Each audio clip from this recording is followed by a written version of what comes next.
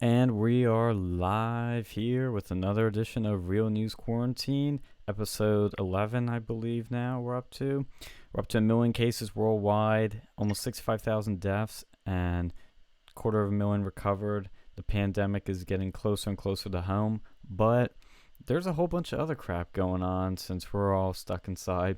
We're going to talk about the Penn State CR elections, but first, I want to actually show you guys something I just found when I was sitting on the couch watching Goldfinger. I was Googling some shit, and I posted in the host chat. You guys remember Lauren Southern, right? Yeah. Well, Oh guess what? boy. She's not Lauren Southern anymore. She's Lauren Cherry. Oh boy. That's an interesting one. I guess her days of ghostwriting is probably gonna be numbered at this point, unless she married a fucking She has like a married. interesting. She has found God, and everything. Everything's wonderful. And guess what? Scroll through the pictures on there. Go to the. I think it's the third one. She is fucking pregnant, Oh. and she already had the kid. I guess she's been really lying low. Yeah, Okay, he popped one in the oven and it came out warm real quick. She says, God is good. In the midst of a chaotic life, I rediscovered my faith in the most amazing way. She's did she censor the picture of her husband? Yeah, he's cropped out. She doesn't want him getting doxxed or anything. You can check a marriage record, buddy. Oh, I mean, it's public record, I'm pretty sure. and she fuzzied out his watch, it looked like, or something that was written on it. I don't know. I found love with the best man I've ever met. Oh, I'm sure. You've met a lot of men, so I bet you eventually found the best one. I fell in love again after meeting our son, the best thing I've ever made. Wait. I fell in love again after meeting our son? Did Oof. did she have the kid before they got married? I don't know. Uh-oh. Wonder, I haven't heard anything from Milo in a while. I wonder if he has any takes on this. Yeah, Is he? I posted in his chat room. I'm gonna see if he replies. If so, I'll keep you guys posted. But because I was chatting with him a little bit in there earlier, and I didn't know about this. This was from January. This is kind of old news, but I just found it, and I had heard rumors that she like knocked up like a security guard or something. I don't That she know. knocked up a security guard? How does that happen? Well, it turns. I guess when other people aren't available to write your shit, she's going for security guards. But Oof. I don't know if that's where this kid came from. But I'm just going off what she said. I think Milo might start letting out a bit more. I'll keep posting, see if he says anything. I wonder if it was like the top subscriber on her like fucking premium Snapchat. Yeah, they get the extra premium package. What's that website that H3H3's like girlfriend or whatever uses? Oh no, that was iDubbbz. Yeah, he was Or using whatever. fuck yeah, I forget what that was called. Was it fans only? Her fans only account, top subscriber, you get to marry her. Yes. Oh my god, dude, that'd be some funny shit. I wonder if that's ever happened to someone on there. I wouldn't be surprised, honestly. I mean, did you see he was getting into like a beef with Paul Joseph Watts on Twitter? Yeah, I mean that's fucking. He You defends a can't really cuckold. talk. Yeah, like when your fucking wife or you defend like a legitimate cuckold, like you lost all fucking respect. I know, Paul just like railed him appropriately. What else is she saying? Of all the adventures I've been on over the years, I can truly say I've never done anything so wonderful as showing someone the world for the first time. His first sunset, his first song, his first smile. Aw, that's lovely. Let's see what else is she talking about here. Blah, blah, blah. I'm blessed enough to have amazing women in my life to guide me through pregnancy, motherhood, and being a wife. Blah, blah, blah. Blessed to have my family. Blessed to have new friends and mentors. Yeah, you lost all your old friends. uh, Yeah, blah, blah. Jesus. Jeez. Well, I've greatly enjoyed my privacy. I simply wanted to share these moments with the world on my own terms. A friendly disclaimer to those of you who I've run into in person have been kind enough to keep my family private. Many thanks. It's always lovely to say hello. Blah, blah, blah. Yeah, No more insight. Speaking of people getting married, did you hear what happened with Caitlyn Bennett? I already know she's married. Did she get divorced? No, I was gonna say that. No, I don't know if you talked about that yet. Yeah, she got married, I think, a few years ago with some guy. Did she get? No, she was engaged. I think she got married not too long ago. Oh.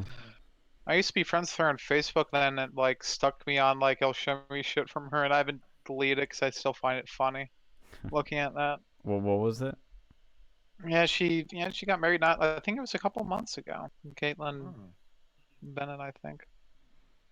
Yeah. Well, What's okay. this thing? there's Lauren with her baby. There you go. Yeah, I mean, I guess her days as a conservative, fucking ghostwriter, sexual ghostwriter, hopefully numbered at this point, but I'm not too I fucking wouldn't. I wouldn't. sure about that. Yeah, I was gonna say. I don't think. I've I known mean, some. once you push a baby out of that, I can't imagine that would be too pleasant, too much of a carrot to go and get people to talk. There's a lot of fake conservatives rolling around these days. I was gonna say. Yeah, I've known a few like this before, and We've no, they don't we know stop. plenty. Yeah. Yeah, no. Our time at Penn State has met us a few of them, so she's still gonna probably be ghostwriting if she needs some money, unless she married a guy with lots of money. But even then, I don't think her trad thought days are over just yet. I think she's still got plenty of time left for that.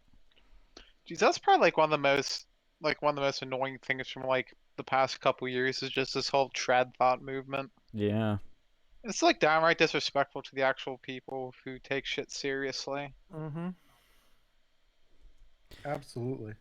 Speaking of, oh, not really speaking of, Penn State students have started building the Penn State campus in Minecraft, so I'm checking out the server right now to see if I can find some of their work, but they've been working on the creamery in one of the dorms, so that's kind of funny.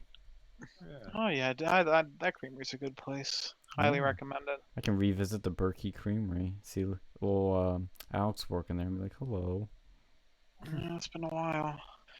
But yeah, that's an interesting place. There's so many interesting things at Penn State that I'll miss.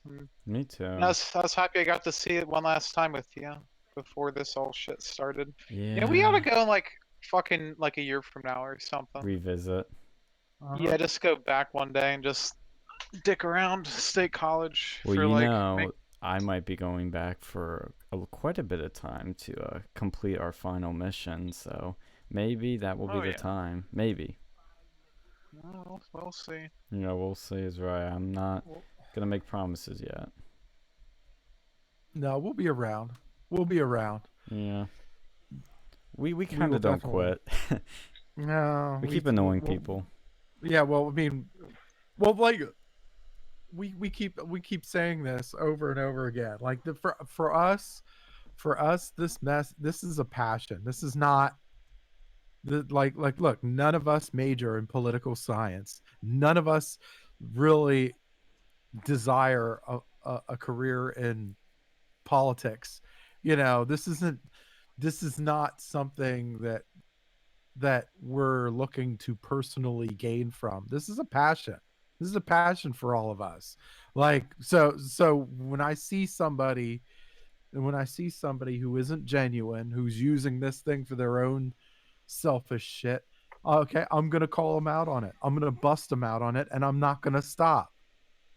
Oh, it's funny you mentioned that, Phil. That segues perfectly into what we were going to talk about today, which is amid all this quarantining and hunkering down our homes, well, we've had time to do, some cuck slang, as we say. We've found some more corruption, the CRs, at Penn State, the college Republicans, and we are trying to prevent a literal Democrat that's Republican in name only from winning the presidency of the college Republicans. I mean, only college Republicans have this fucking problem every year, where an anti-Trump or an establishment fake Republican or even a full-blown Democrat is running. No other club has this issue. At least the Democrats have people that are fucking on their team, on their side, or believe in their shit somewhat. These people we've run into, I mean, it's always a better of two evils. It's always one shitty one or one not so shitty one. But this time we finally found somebody that might actually make the CRs great again. And we know the CRs aren't going to let this happen easily. Yeah, this is what happens. This is what happens when you have an old boys network running shop in your organization. There's a deep disconnect between them and all the conservatives that are at this place that are looking for somewhere to kind of hang out at, but they look at what's going on over here and they're like, fuck no, I'll take my chances somewhere else. Or they'll do the local, like they'll work in the local chapters, or they'll find other ways, which, I mean, that it's good. I'm not saying it's a bad thing to work directly with the local, Republican chapters or whatever, but the fact that they're going there instead of going to the CRs tells you all you need to know about how shitty of a job they're doing. Mm-hmm. Well, the problem is it doesn't happen enough too. Like when I was at the college Republicans, years ago, it used to be something that was pretty popping, and then I saw firsthand what happened when it fucking failed. Like the CR should facilitate people working with the Republicans locally, but right now, if you're a conservative student, you probably don't even know where to go to. Now, some of them might go to the local, people. Well, a lot of them don't know where to Turning even point. go to. Yeah. Yeah, they might go to Yeah. Turning Point, which is great, but they're not allowed to go and like actually campaign for Republicans, from what I understand. Like, there's a lot of red tape that the college Republicans don't have because they're not the same sort of organization. And what I've tried to explain to people, and this is sort of the reform platform that we need to run on here for our candidate, is the college Republicans, like you said, are in a very unique position with a lot of potential, and they can bridge the on-campus to off-campus gap. They can be a bridge of people that they find on campus to send to the campaign offices off campus. No other club can really do that. I mean, you can work through some loopholes and maneuver your way around the red tape of other clubs, but college Republicans are the only club on the right that can officially do that, and it's their purpose to do that. It is their mission. It is their just fucking existence, and they can't even do that.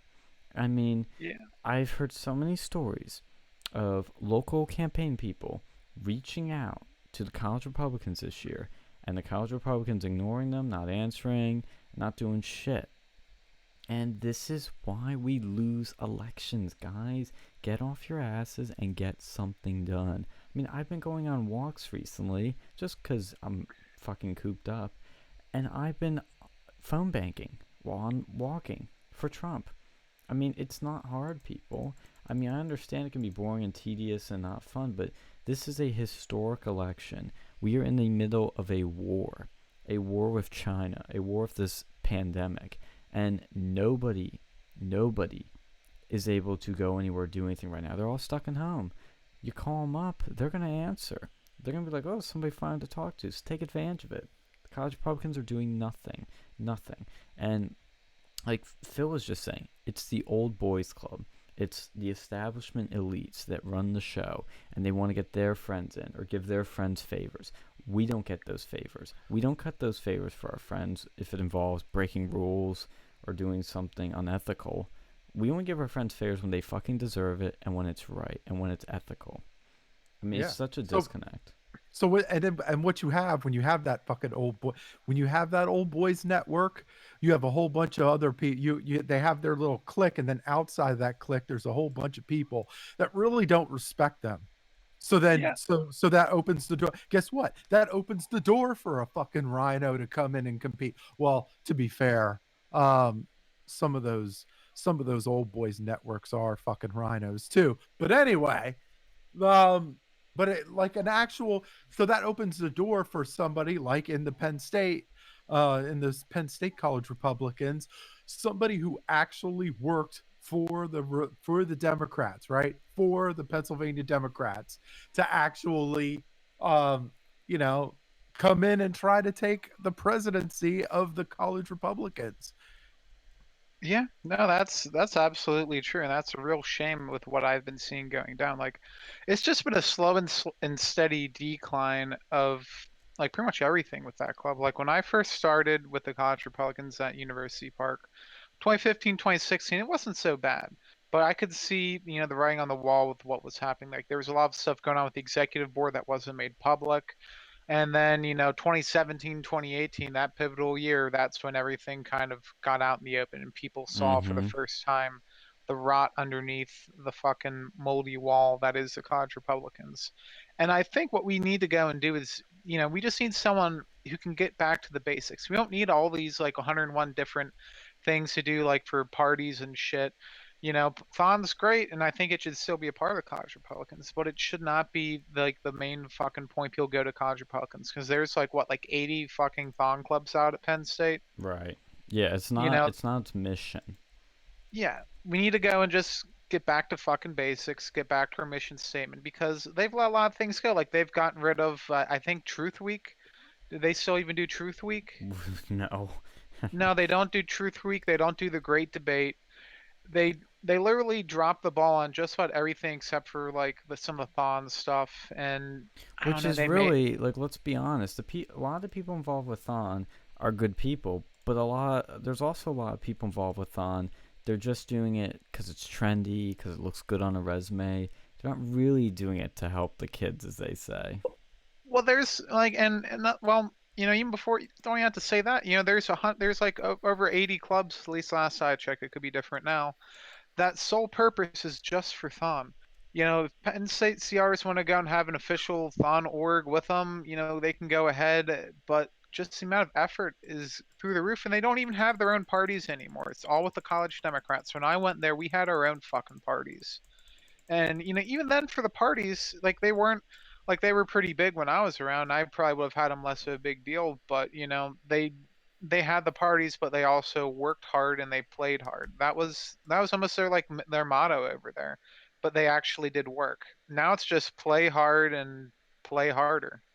Like they literally don't do anything. Well, they don't even play much anymore. They just sort of show up to meetings, we discuss a few things, and that's it. And there were so many promises made that were never kept. And look, I understand the coronavirus screwed everything up. I get that. But they made some promises long ago that weren't fulfilled. With Turning Point, I made some big promises.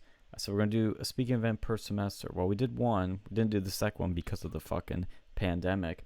But I said we'd set up committees. We did committees. I said we'd do free speech balls. We did free speech balls. I said we do change my mind. We did change my mind. I said we do a charity event. We did a charity event. We checked off a lot of boxes and made progress. And the college Yeah. Republicans have not evolved. They dropped the ball. They dropped the ball on the very first talking point. One of the very first talking points they had in election time last year was they were going to give receipts to everybody that paid dues, right? That was the very first. That meant they had to make a talking point to cover up a fuck up that they did the year before, right? The very first talking point. So when that happens, you're off to a bad fucking start. You Yeah, already know. how hard is it to make a fucking receipt too? Like, Yeah, it can't be that exactly. hard. Send a fucking email. Send a fucking email It's to somebody. everything's done electronic. Everything's done on computer and shit. Like you could take pictures on your phone or on the computer. There's so many ways to do it, and you don't fucking do it. The very thing you fucked up on, the very first thing you said you were going to do. Like that sets you on a bad precedent for literally everything else.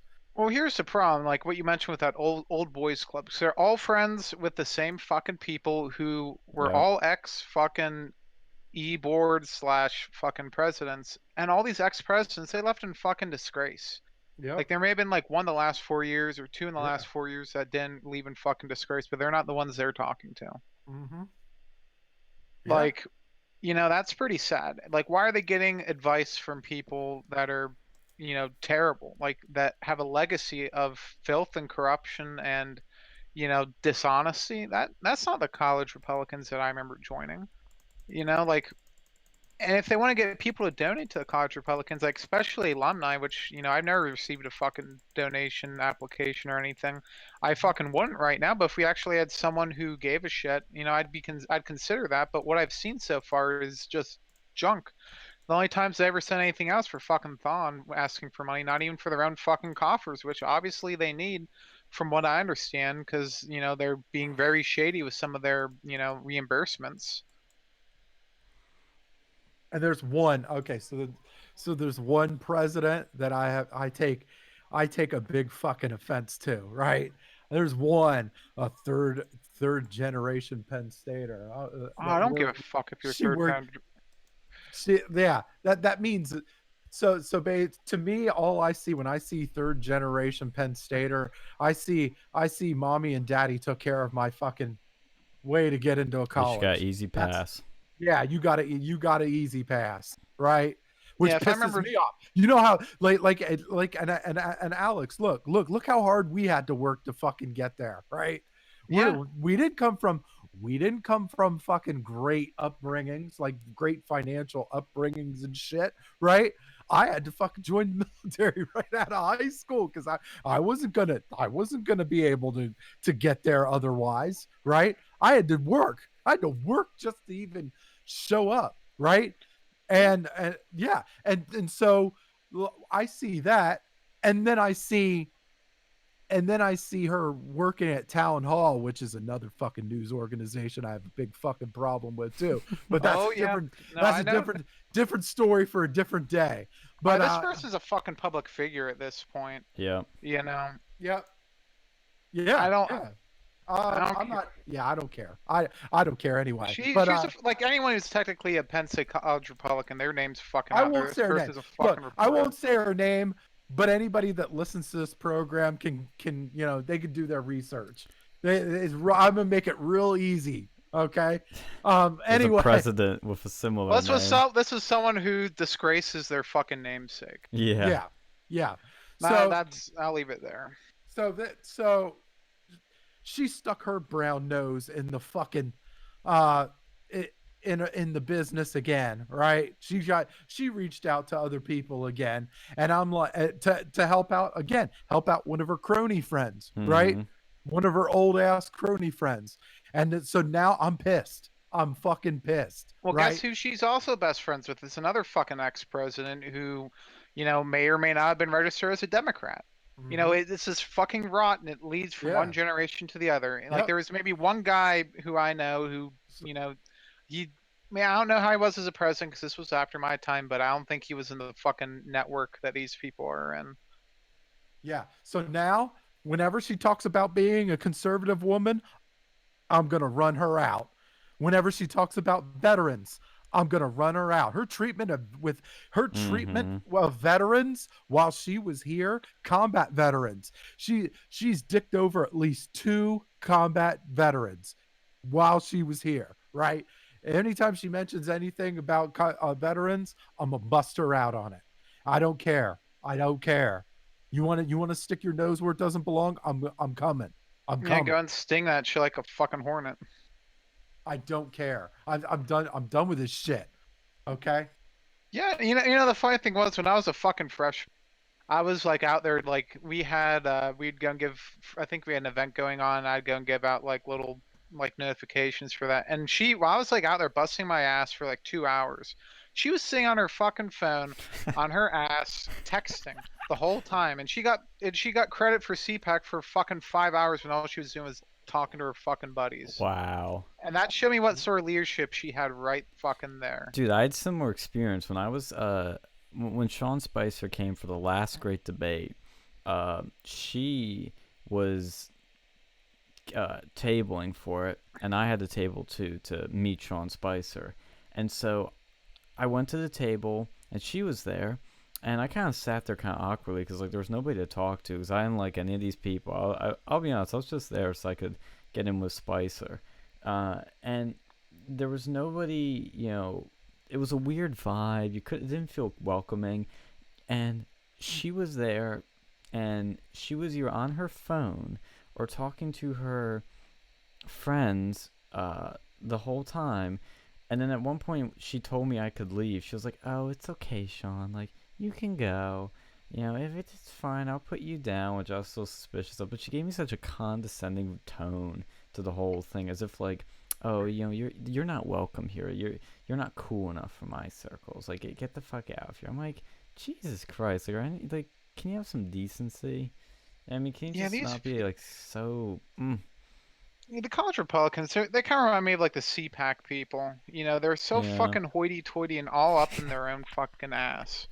Like their nose are pointed up towards the sky so they could smell like fucking God's farts or something. Yeah. Like these people are so full of shit, and if you don't like fall right in line with their fucking bullshit, you know, they'll go get you. They'll go and screw you over. They'll treat you like shit. Like, you know, these are the sort of Republicans that, you know, they need to fucking get out. They're like the Romney lovers. Like I Mm-hmm. remember I was like even talking about like Romney one time, and like a certain ex-president started like bitching at me Oh, about that. really? Yeah, and he was like, "Oh, because I was, you know, I was saying that I don't think a lot of people are going to vote for him because he's Mormon." And you know, this ex-president, who, by the way, whose lifestyle I'm pretty sure Romney would not approve of, he just like him and his friend who got kicked out of the college Republicans for, like, he used to be a, I forget what he was. It was like chief of staff or something, but he got kicked out for plagiarism Oh in the my summer. god. Yeah, like they started just giving me so much shit. Like these people, you know, and like you just gonna see that plagiarism. Like they don't hire the best people, you know, to actually write. 'Cause I would have done them. Like I would, Yeah, well, one, that's I wanted to fucking plagiarize shit, you know. And he was, it was so blatant too. Like he literally copied like 5 different Wasn't it articles. like But BuzzFeed articles too? yeah, but the one thing I do can to that guy though is he did not want Reagan in either, and we both worked our asses off to keep her out that fucking year. So I'll give him a little bit of credit for that, but you know, not for that article we written, which was like plagiarized from like 5 different sources in this like chimera of shit that And, just represents the depravity college Republicans are. and you can Google this shit. Like, this shit's out there. It's not going away. These people have built up bad reputations. Yeah. No, I mean, I hope, I mean, what, some of them are in politics, some of them, you know, they're reporters. Like, I don't see how, you know, you can get into politics with, like, as a Republican when you have this sort of track record over here, like, of actively attacking other Republicans, of just basically being a jerk to people, yeah. like not being nice people to go and talk to, like, I you know. went I went so I went and I talked to I went and tried to message, well, I did message the president, right? Cuz one of the cuz there was an issue, I guess there was an issue where they were trying to manipulate do money again. Again. Second year straight, right? Lightning And I'm does like strike twice. and I was like literal I was like, really? You're gonna do this shit after last year? You're really gonna pull off this same shit over and over again? And he tried to tell me that it wasn't that big of a deal. And I was like, look, even it let's just say you were right. It's the fucking appearance of it all, right? Yeah. The appearance of it all makes it bad. And then you know what he says after that? He goes after a fucking tweet I made, right? He's like, that's a new. I saw with the tweet you made yesterday. That was immature, dude. I'm like, Yeah, really? change the That's your subject. go-to mode? That's your go-to move instead of going, oh, my bad here, or something like that, or trying to reassure. No, he goes after a fucking tweet that I made, like that had nothing to do with his ass, right? And I'm like, you know, when your first go-to move is attacking other people instead of cleaning up your own fucking house, you're kind of a piece of shit. I'm just saying. I'm just saying. When Yeah, that's and your didn't first go-to move. yeah, these people, they're just so corrupt. Like, you know, you think fucking Hillary Clinton's corrupt, you have to go and see the fucking college Republicans over here. Like they're probably up in there with her. I'm Looking for surprised if they were smart competition. enough to have their You own know how fucking email server with classified shit. You know, it would be fucking worse. So they would have gave it to and fucking China. and he's out of touch. And again, he's out of touch.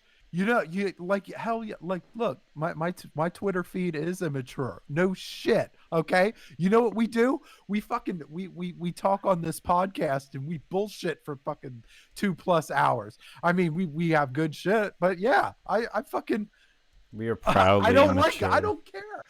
I say dirty jokes and we do stupid shit. Like literally most of my Twitter feed is in jest. Most of my Twitter feed is in jest. Like this is what I'm telling you. There's a huge like you're going to attack a a joker on immature tweets. Like really? That's like what the fuck are you talking about? This is a sample of the out of touch shit that these people are. Like it's just there's the old boys network, and unfortunately I gotta say this dude he is a member of the old boys network. And I'm like, between that and all the other conservatives, because look, we're a college in central Pennsylvania. There are a lot of conservatives here, right? There's a lot of conservatives in central Pennsylvania.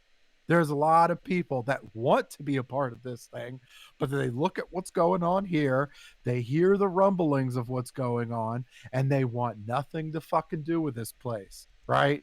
They want nothing to do with it, and that's on them. We had the local GOP's ashamed of this shit too. Like they've even Yeah. reached out and they've been like snubbed away by these Yep. bullshit actors and whatnot. You know?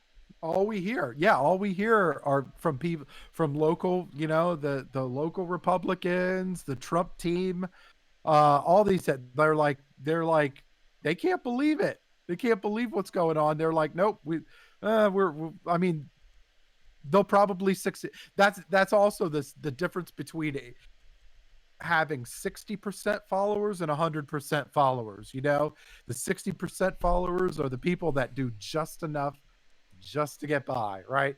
Just to get by. And then like the 100%, you want 100. Like when you working in politics, or when you working in any organization, you want your followers to be 100% followers, but you have to be 100% for them, right? You can't just show up whenever the fuck you want to. You can't be a 60% leader and then demand 100% followers. It doesn't fucking work that way. Yeah, and after all the stuff that the one college Republican president, ex-president, Mm-hmm. I'm trying to go think of a code name. Why don't we call that person Big Nixon? bad wolf. Mm-hmm. No, I was talking about the one Nixon. Okay. Mm-hmm. Okay. We could I use think that one Nixon. will work. We'll use Nixon. We'll use Woody. But yeah, no, that like after all the stuff that fucking like Nixon Woody dropped, you would think that they would be able to go and they wouldn't have that much stuff to actually worry about because all these fucking events were pretty much gone to shit anyway, so they could just cancel them. But no, they still can't fucking do the little ones they have remaining. Like it's just such a shit show, and it gets worse every year. And this is the one year that we need them to be good, and that's why we need to have a fucking clean sweep of all the people who are involved with this, just taken out, and they need to be named and shamed, like the people, like Mm-hmm. the CRs need to do. It's not us, Mm-hmm. but Well, like that's what they should fucking do. I think we're gonna get if we're successful in our operation, we will get out of the 1, 2, 3, 4, 5 of the 5 board positions, we will get probably 3 good people in. There is one person in particular that I know is very much a rookie in this new network. In the old network, in the establishment clique. And this person I know will be a problem, but I don't think they'll be as big as a problem as some of these other people have been. But the behavior I've seen of this person is really concerning, really manipulative, and kind of really makes me actually uncomfortable as I see more stuff come out. I have to be kind of vague about it.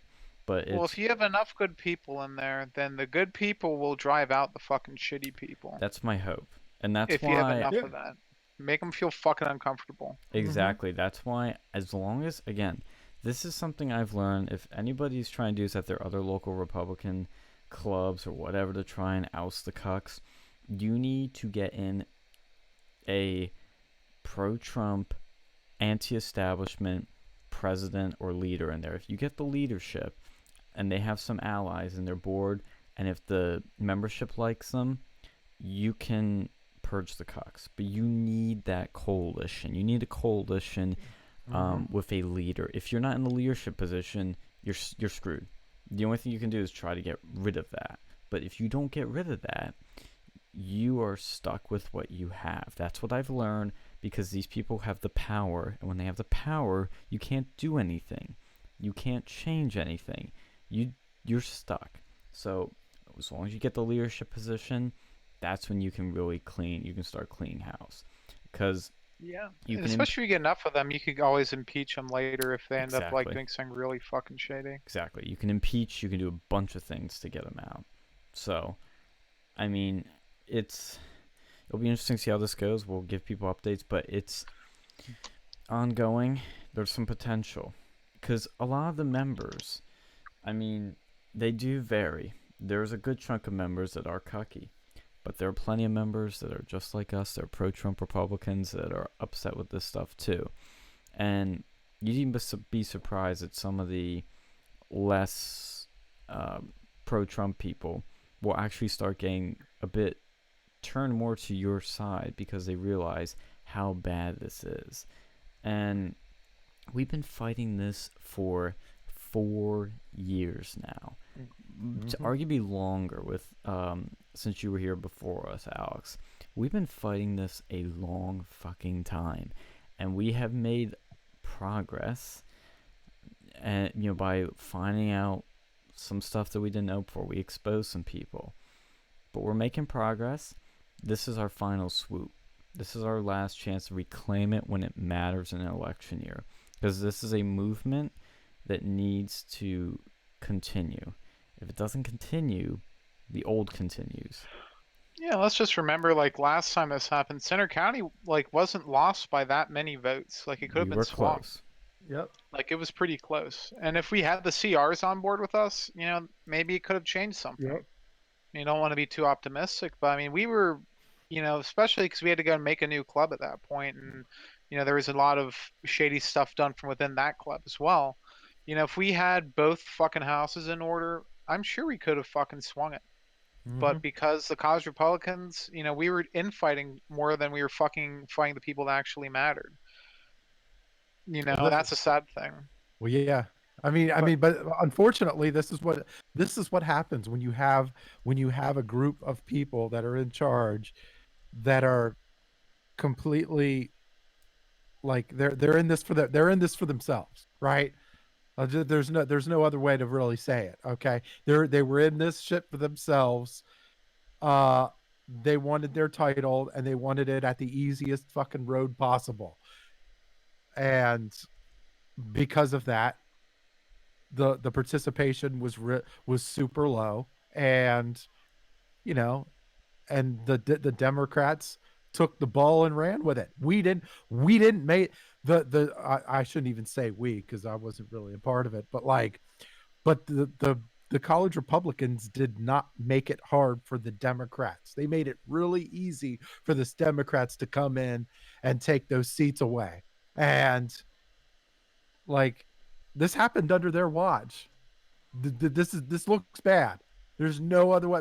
And I mean, there's so many things that made them look bad, and you would think that, like, they would either change, or they'd be like, oh, this isn't my thing. Maybe I should do something else or whatever, or like, but this is what we have. We got some shady fucking people running. And it feels like, to me, that because, like you said, their hearts aren't in it. They feel like children. They feel like they're playing with their toys when they need to pick up their weapons and actually go to war, actually start winning, start doing something effective.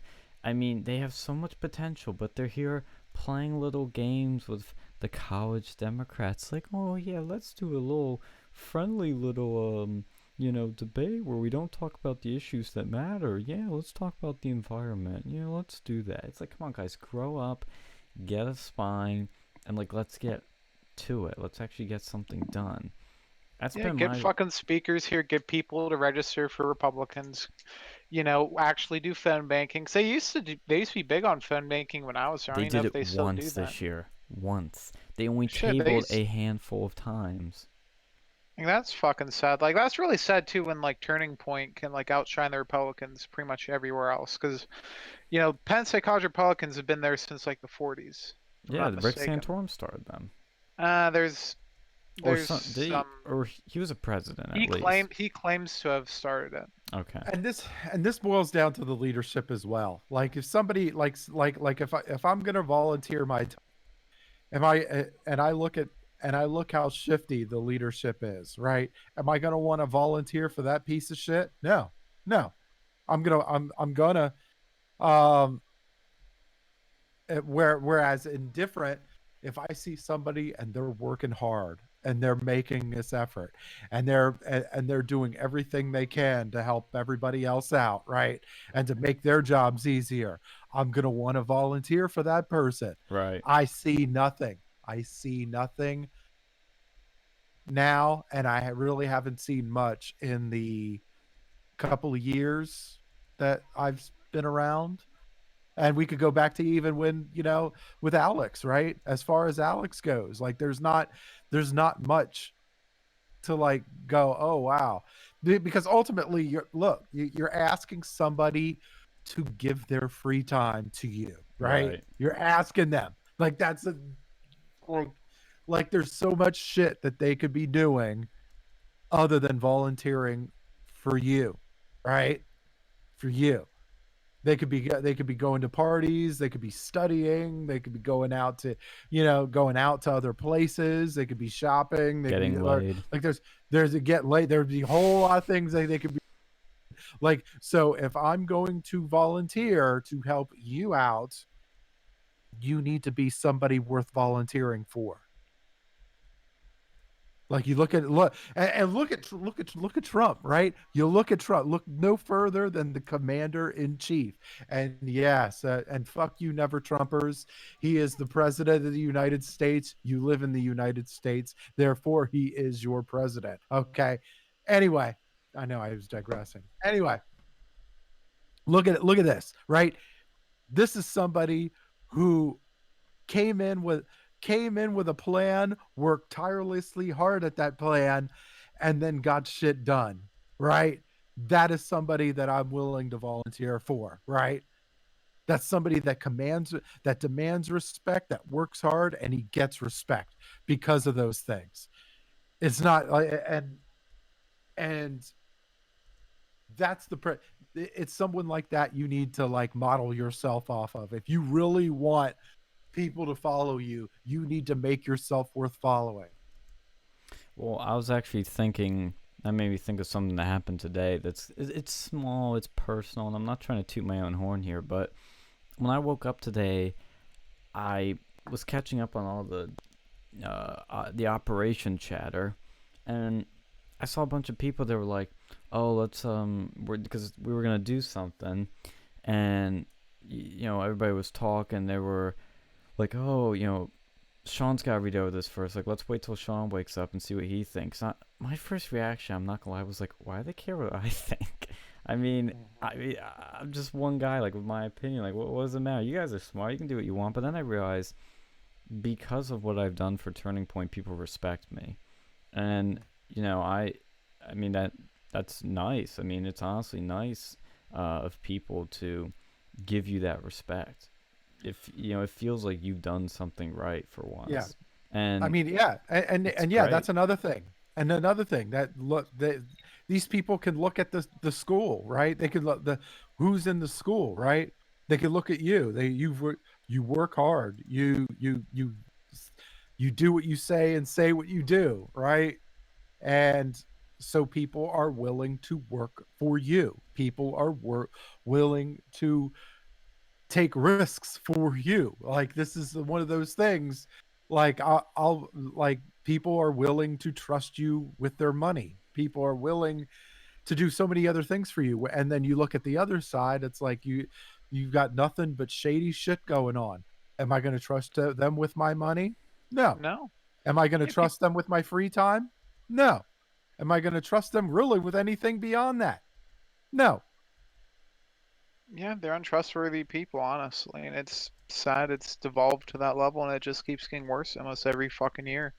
Like, cause my first year wasn't that bad, but once Mr. Woody came into fucking office, that's when things started to look really bad. But they still had the events that the traditions.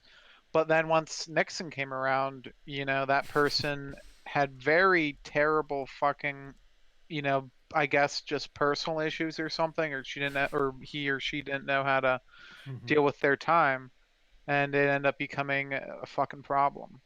And the Like, joke and is they have no events started to traditions fucking now. yeah, they let them all go to waste. Like Mhm. fucking Truth Week gone. I'm surprised they even did Election Week anymore.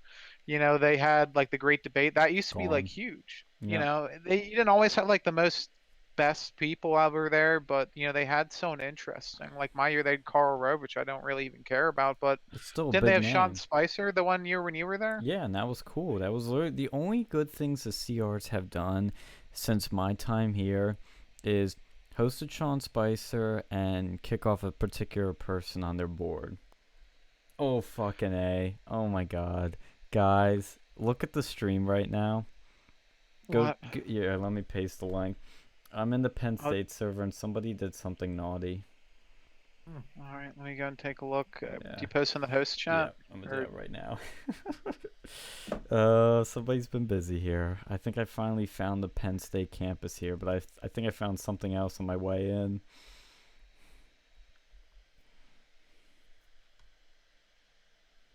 oh, hold on, let's pull it up. But it's loading.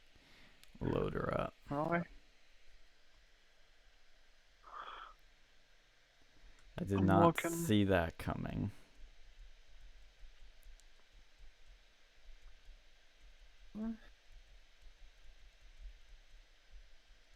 Oh, I see what they did. Oh. I wonder if a certain Moose Club had any This is involvement with that. I condemn this. This is anti-Semitic hate speech right here. You better turn that off before we get fucking kicked off of YouTube. I'm running away Yeah. from it as fast as I can. Destroy it. Oh, if we destroy it, we will gain so many subscribers. Oh my god, Yeah. YouTube will Do it. monetize us. Do it. All right, guys, here we go. Do it. We're gonna tear down hate. No Tear Trump. down the No wall. KKK. No fascist Yeah, USA. go and tear that down, then put Trump up there. Yes. Oh my God, you should go Yeah, make you a can book. find it. Wait, what is it? What is Sean, it made Sean, of? Is that is that trees or leaves or something? No, No, it's it's made of a Asian plank, I think it said. I just saw. there you go. We can break it. Break that shit. Oh yeah, let's smash hate. Wait, Sean, what you Smash should go do is fascism. you should get a book in there and then write down all the dirty stuff that happened with the CRs. Turn And it then into just a cross. yes, That's what I'm doing. I'm making Turn a it into a cross. hang those cross. around campus and put like the CR's It's a black box or manifesto. whatever, the red list of the little red book of the CRs or little black book of the CRs corruption. Yes. And Make yes, a fucking dead drop. Phil, I was thinking the exact same idea. I'm making it a cross. There you go. We are a And they're gonna light that Christian. on fire too. Wait. Oh. Yeah, you probably could have just saved that. Could have made Yeah. a cross out of that, but that's okay. It's all good. Yeah, it's complicated, guys. We're dealing with big. a complicated symbol. Are you trying to build a ladder to take down the top Just rung build a or fucking whatever? wall. Yeah. Yeah, I need like a little step stool here. All right. Yeah. Yeah. Come on, dirt Yeah, no, baby. it's just so frustrating. Like this happens like every year. I think this year we might be able to stop it because it seems like there's a pretty broad coalition. Like last year, I thought you guys almost did something, but Yeah, almost but a didn't particular fucking group win the fucked it war. up. And you Yeah. guys aren't involved with that this year, to my knowledge, so that Mhm. should hopefully Well, I was just stave off those thinking concerns. Well, just build it out of the sand blocks and then the sand blocks. Can I collect sand? Yeah, you can collect Yeah. sand. That's true. absolutely. That's right. You have to make glass somehow, right? Yeah, that's true. I just forget like the sand is kind of fussy in this game, but I'm close to the campus now, so right after this we'll go to the campus. But what I was saying was that I think Sam blah, blah, blah, blah, our candidate's platform can now be one of not just reform but unity. You know, he can rise above all this corruption, say, hey, look, I'm going to bring about unity. No more corruption, no more cuckiness. It's all about unity now. Mm-hmm. Tell them that, if there's some people that really fucking hate Trump, they can go and like just have them fucking volunteer for local people then. Yeah. That's what I'd go and do. Don't Mm. just go and cast them the fuck aside because they don't like Just one say this candidate. isn't the place for you. Yeah, well, I'd just have them campaign for local by one, make that your campaign. I'd say, hey, we're supporting Trump. If you don't like it, you can go to another club. But, you can still fucking campaign for local. At least give them that option so you don't turn away, people that. Potential votes. Yeah, because, the national election is important, but the state election is also important because it's, you guys almost won Center County last time. Yeah. But that didn't happen. But if you can get all those people and see if you can get them to bring like one person to this and There you go. really fucking change it. All right, we're talking now. We're talking, baby. We gotta cross up. Look at that. We smashed. Make sure they can't light that on fire. I hope they don't. It's Well, made. Can they set glass on fire? It's made of wood. Yeah, that's. We're You might have a problem fucked. with that. No. Don't touch it, guys. Just leave it there. Be good. Be good. All right. No, you left it. Hey, you left it in a better place than you got it. That mission We should- accomplished. You should figure out a way to make a fucking American flag. But then Yes. they'd probably do something to it too. Yo, is that a portal I to mean, the Netherlands? Oh my god. To the Netherlands. Yeah, whatever the Mhm. fuck it's called. It is. It's not where the guy. It's not like where Notch is from. Oh fuck. Yeah, what is it called, Phil? It's not Netherlands. The Nether. The Nether, yeah. Let's see. Where is that fucking campus? I saw it and then I died, Yeah. of course. Do. You have nothing. You will die if you go to the Netherworld. You will fucking. Well, no, this is creative mode, right? No, this is survival mode actually in this server. What? How many modes are there in this game? There's just the two. Yeah, I think so. I think there's. Yeah. Okay, I see a hill. Is that? Fuck, where is this campus? I'm so lost. I literally titled this like building Penn State campus in Minecraft. I'm like, oh, that's a good title. People will click for that. If only I could find it. I think it's this way though. When I find out, I'll let you guys know. You'll want to see it. I was seeing a glimpse of it. It looks pretty cool already. Yeah, but what was I gonna say? I heard someone's like making like the whole world like in Minecraft or something. I mean, isn't that what we've already been doing? Well, no, like someone actually like a full scale fucking model of the planet. Dude, that'd be really cool. I bet somebody is. Like they're using like Google Maps or something to help make it, or Google Earth. I mean, That'd be an interesting concept. see, this is where the simulation theory has its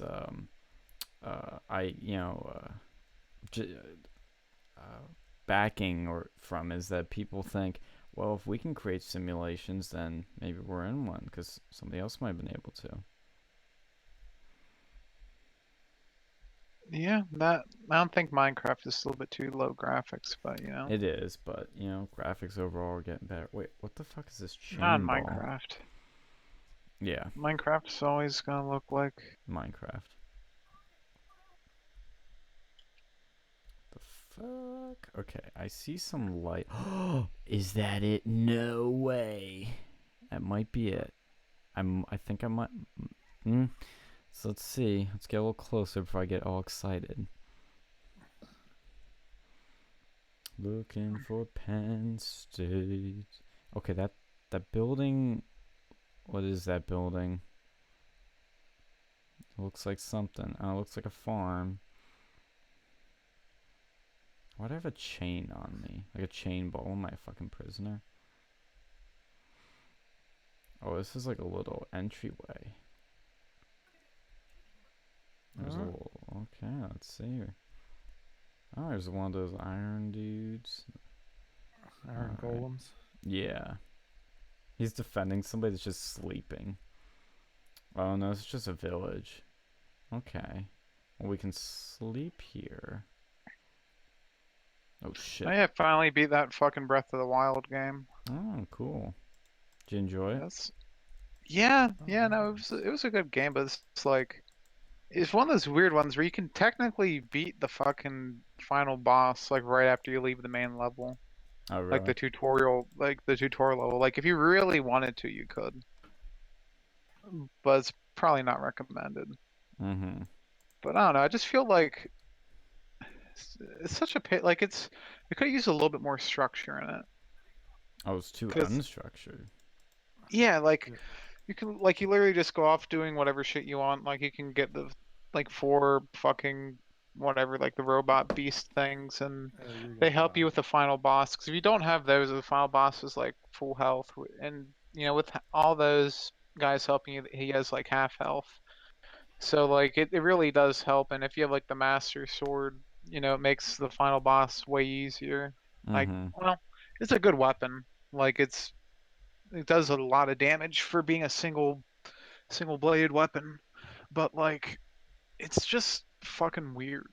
You know, it's just doesn't feel quite like what Legend of Zelda game should feel like. You know, it's kind of Am I I don't back know. to where I just fucking started? Oh my god. Yeah, you didn't sleep anywhere, so there's no respawn point set. Yeah. See how I learned this game? It's through error. Lots of error. Okay. I was going this way. God, it's so hard to find. Yeah, that's why the one thing I don't like about Minecraft is you get lost so fucking easily. Oh yeah, that's why you make a map. I can't. Yeah. I don't have You need to anything. mine for you gotta develop your shit until you get some iron picks, and then you gotta mine for some good shit. It's That's just how it literally, works. I'm literally gonna find the campus like at the end of the stream. All Yeah, right. they should make the campus a little bit closer to the spawn point. Well, Or is it like my spawn is there point worse? changed. That's the problem. Yeah. Well, he never created a spawn point. Well, I thought it like spawns you in the same like place every time you die until you change it. Yeah. Or is that different? Well, it is, but he never created one after that. So it's all the way at the very, very, very beginning. This isn't the beginning though. Like the beginning is right where the campus is, and I think I slept in that place before, and so it made that my new spawn point, and so I don't know where the fuck I am. Oh no. Maybe somebody in their Discord. Let me look at their Discord. Might be somebody in there now that's gonna be helpful. I was thinking of getting one of them on the show here, like while we're looking at this shit. Yeah, it's pretty funny. You've mentioned that like Penn Staters don't like using Discord, but they still use the Discord to do that. Well, see, that's the people that the gamer types or the people that know Discord are in that. But most, I mean, I think Discord's more popular than people realize, but it's not popular enough. And it's frustrating because GroupMe is such an awful platform. Thankfully, I was able to convert some more people onto Discord with the operation we've been doing, so we're on a better platform for that. I was like, no questions asked. I'm like, nope, you guys are coming on Discord if you like it or not. Yeah, I mean it's not that hard, especially since everyone's working from home anyways, Mm-hmm. or going to school from home. Which how's that been treating you? I'm getting sick of it. Yeah, I Yeah. feel you. I think everybody's starting to get a little stir crazy. It's just, Yeah. you know, and then the worst part is these next 2-3 weeks are going to be the worst. This is going to be the peak. Lots of deaths, lots of fear. Like, I'm going to be kind of afraid to go out. Yeah, it's annoying. 'Cause my county had another death. No, it's well, yeah, but and I mean you live near Philly, so I mean how many deaths didn't happen Yeah. Well, because people were actually being we're quarantined? way, dude. I'm like 40 minutes away from Philly. Oh, wonder how because they actually probably seen less deaths now with this because people are being forced inside their house. Unironically, yes.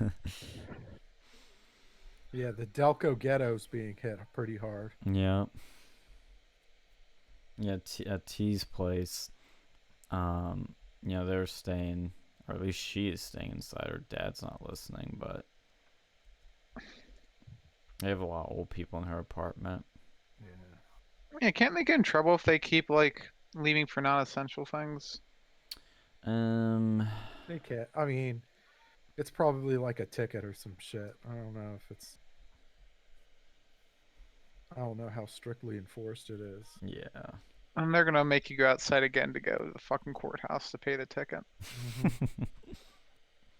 Yeah, Well, see, this Yeah, is they'll where throw people in fucking jail for breaking quarantine, but then they'll let people who like did way worse crimes get out of jail because of the fucking virus. Well, I think Pennsylvania, for voting, everybody can do a mail-in ballot now. I In don't the want to do a primary. fucking mail-in ballot. Yeah. I ain't trusting that shit.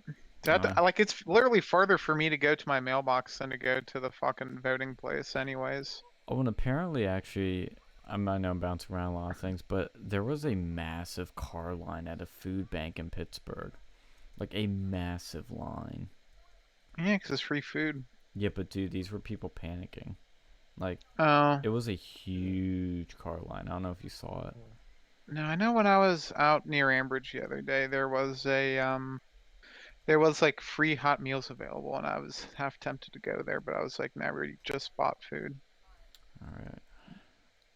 It's foggy and I can't see. Let's see. There's a village. What's the unemployment at now? I don't know. Not good. Oh, I got a new interview, by the way, for Tuesday. Oh, nice. Oh, Yeah. cool. There you go. I got offered a job, actually, the other day. You want to know how much they were going to pay me? How much? $10 an hour. There you go. Look, rolling in the big bucks.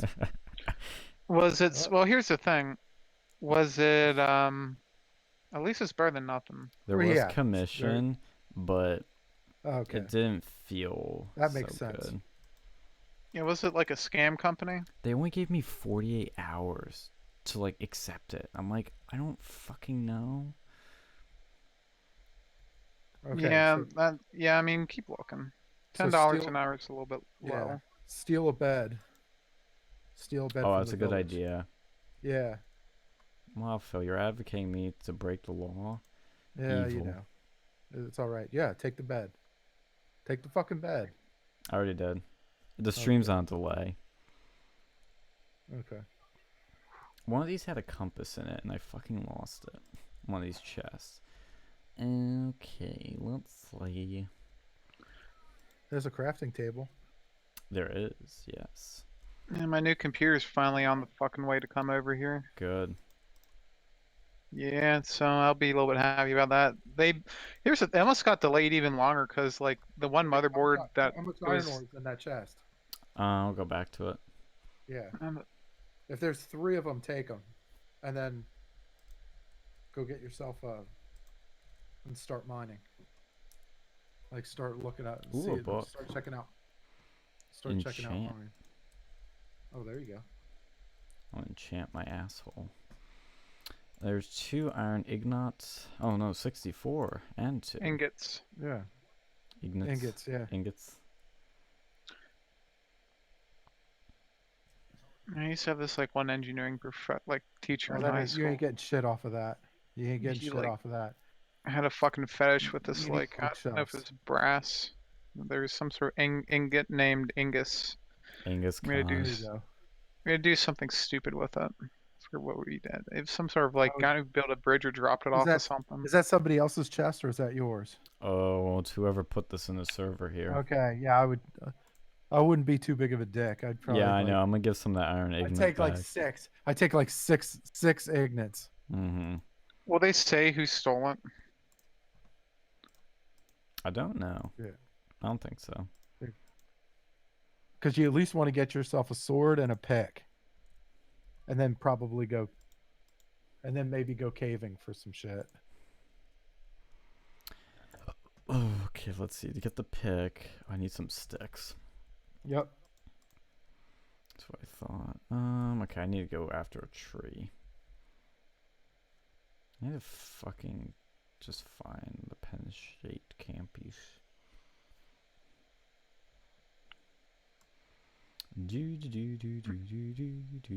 Oh, there's some sticks. 2 sticks. I'm gonna make myself a pick.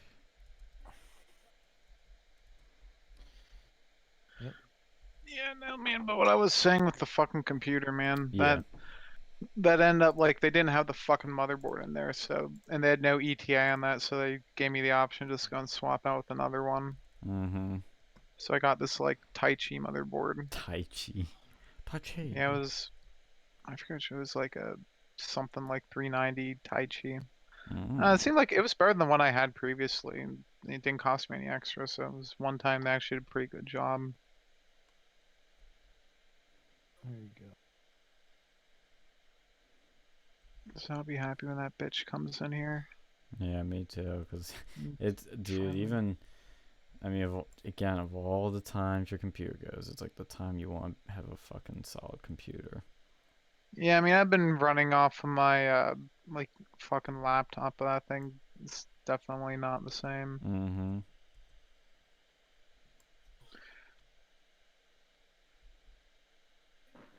Like I had my old computer too, and I figured out what was wrong with it, but like I don't want to fuck with that anymore. In case something else fucking breaks, I already replaced the power supply, and now it's only running on one fucking graphics card, and it only had like 2 GB or whatever the graphics card, it's like 2 GB of DDR5 or DDR6. I don't know what they Shit. use for that, but it's not good. The new one's got like 8. I mean, you could just get. I mean, you could just chop a log, turn it into pallets, and then turn the pallets into sticks. Oh really? I just Yeah. got some sticks anyway. Yeah. Because that's a pain in the ass. All Chopping right. down the bushes, that's a pain in the ass. Yeah, that's just the only way I've been able to find them. All right, let's get myself a sword. Is there a tower there? Tower in the village? You climb up climb up to the top of the tower, get a bunk, and crash. Yeah, I can also just put one in here. I think I saw an article the other day that they were like planning on fucking like doing something with like video game, like online gaming or something because of this, virus that's been going around. Oh, at Penn State. No, no, no, just in general.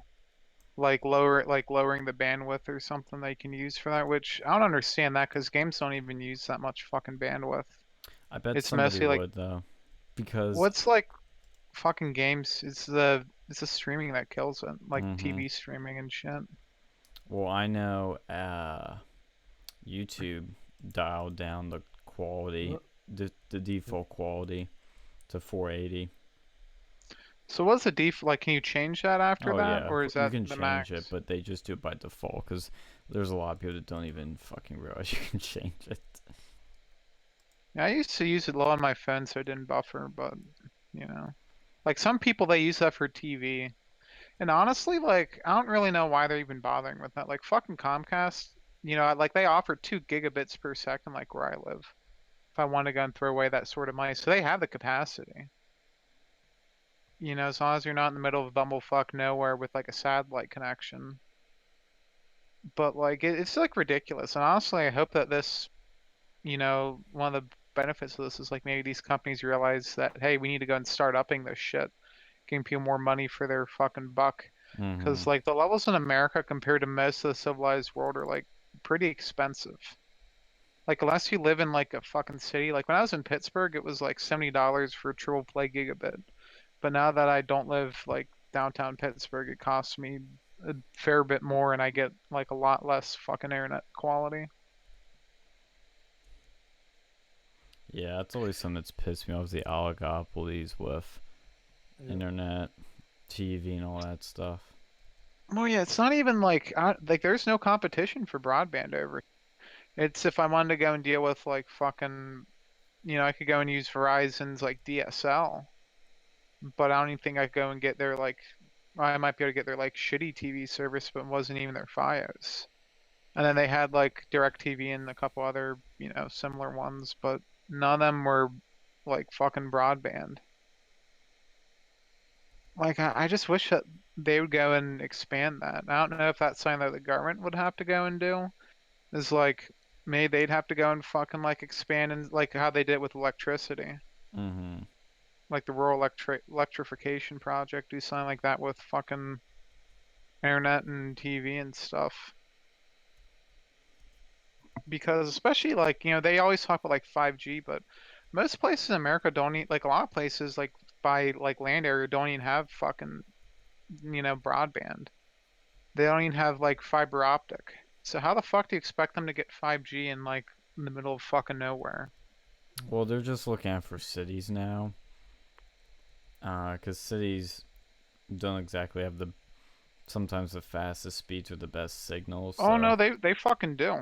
They have like internet speeds. Like holy Yeah. shit, dude! I could get Yeah. fucking gigabit for cheap as shit no, I when mean I for was. cellular.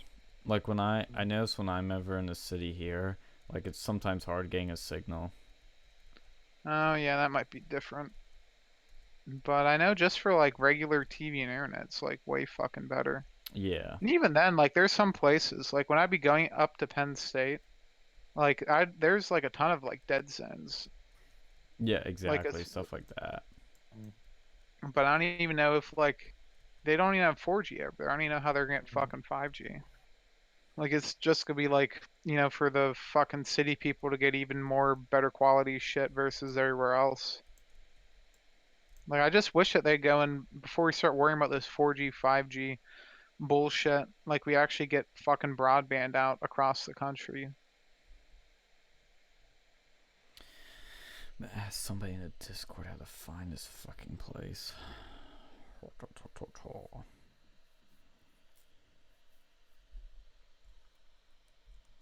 I'm surprised. Well, I'm not really surprised you can run Minecraft on anything. How's it running on the Mac? Perfectly fine. Smooth. It is like fucking looks like a kid made that game though, so I'm not too surprised. But I always see those problems with like regular games though, where it just like won't fucking run on Macs.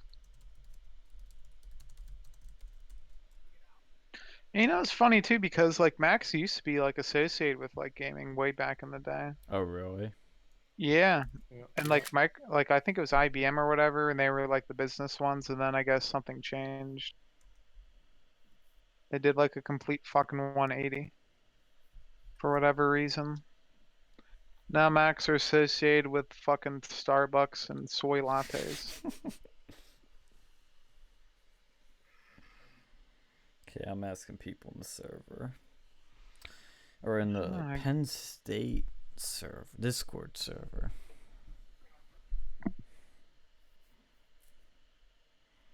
Maybe they'll help me out.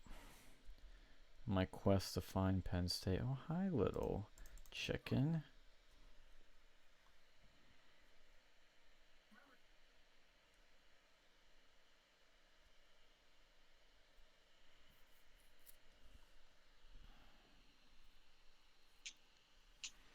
Ba, ba, ba, ba, ba. Yeah, I'm just fucking pissed like that YouTube just decided to go and demonetize videos that have the word coronavirus in there. Yeah, that hurts like so many of our videos. You have to name it something else. That's what I started doing. This one says hashtag coronavirus on it, I think. Oh, I don't know if it hits the hashtags because those aren't in the Oh, I title. think it does. Jesus Christ. Dude, they've said like if you even like say the word, like I've seen people use like other terms for the fucking disease because it's Oh boy, we gotta start doing that. like they'll call it like fucking human malware or like other shit like that. And those people didn't even have to because they're already like verified. But like it's just so shitty. Like this is why I really don't like fucking YouTube. We have an Because interesting person that just joined our server. Oh. which one? Versa. Oh, I mean, Who sorry just to interrupt joined? you. You can keep going, but I'm gonna post a screenshot of his DM to me. I'm trying to slide into your DMs. Oh, he's sliding in there. He's Oh, also I saw sliding that. something else in. Oh, I saw that thing. I didn't know what server that was. It's our server. What the fuck is that? I, I'm at lost of words. What the fuck? Send me the image. Let me see if I can do that. God, I have to copy this to my fucking clipboard thanks to you. It's gonna follow me everywhere. Poor Okay. T's gonna see that and be like, what are you guys doing? Is that is that a human? It could be. I hope not, cause I don't think that'd be legal if that person was a live human. There's a lot of things that are illegal now.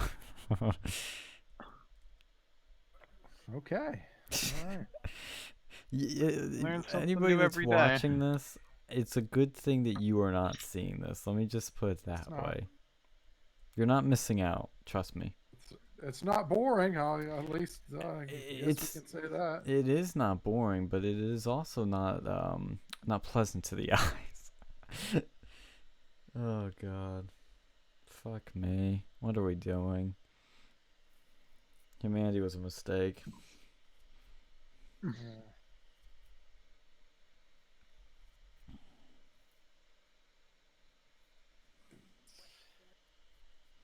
I'm sorry, I need to go and watch that fucking Tiger King thing. I keep seeing these fucking memes. Oh, I was actually gonna watch it last night, and then my dad and I were watching this documentary on HBO.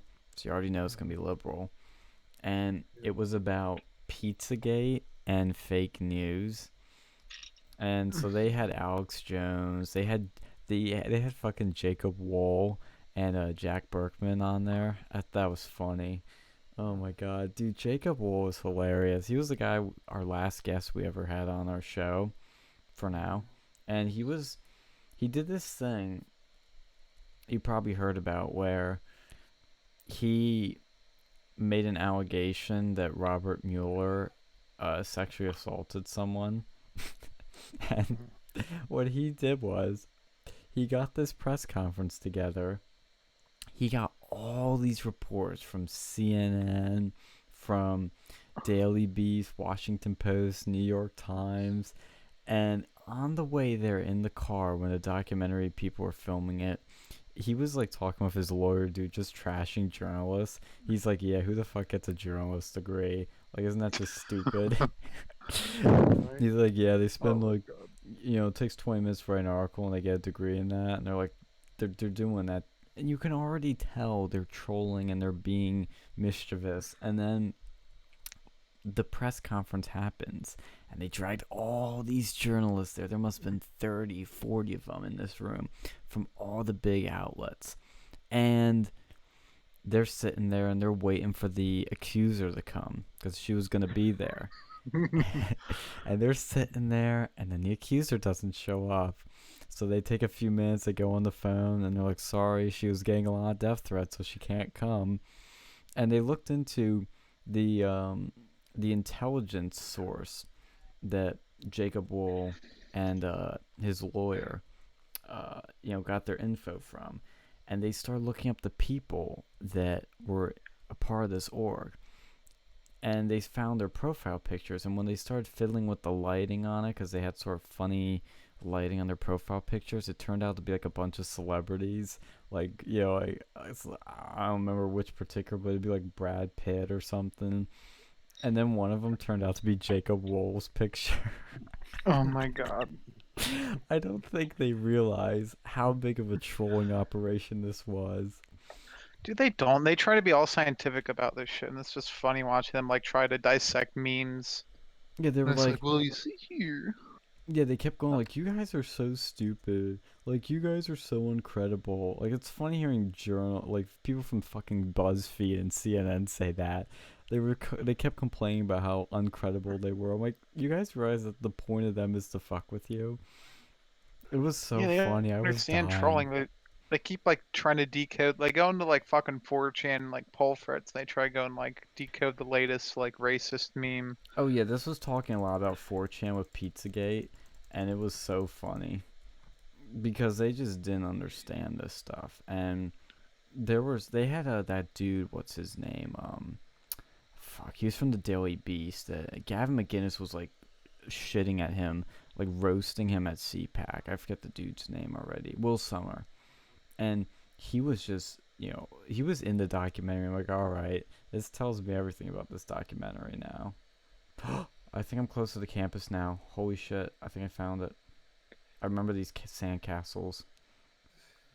Shit, I need to make my bed. These things are attacking me. I'm gonna die. Alright, let's make a little alcove before I fucking die.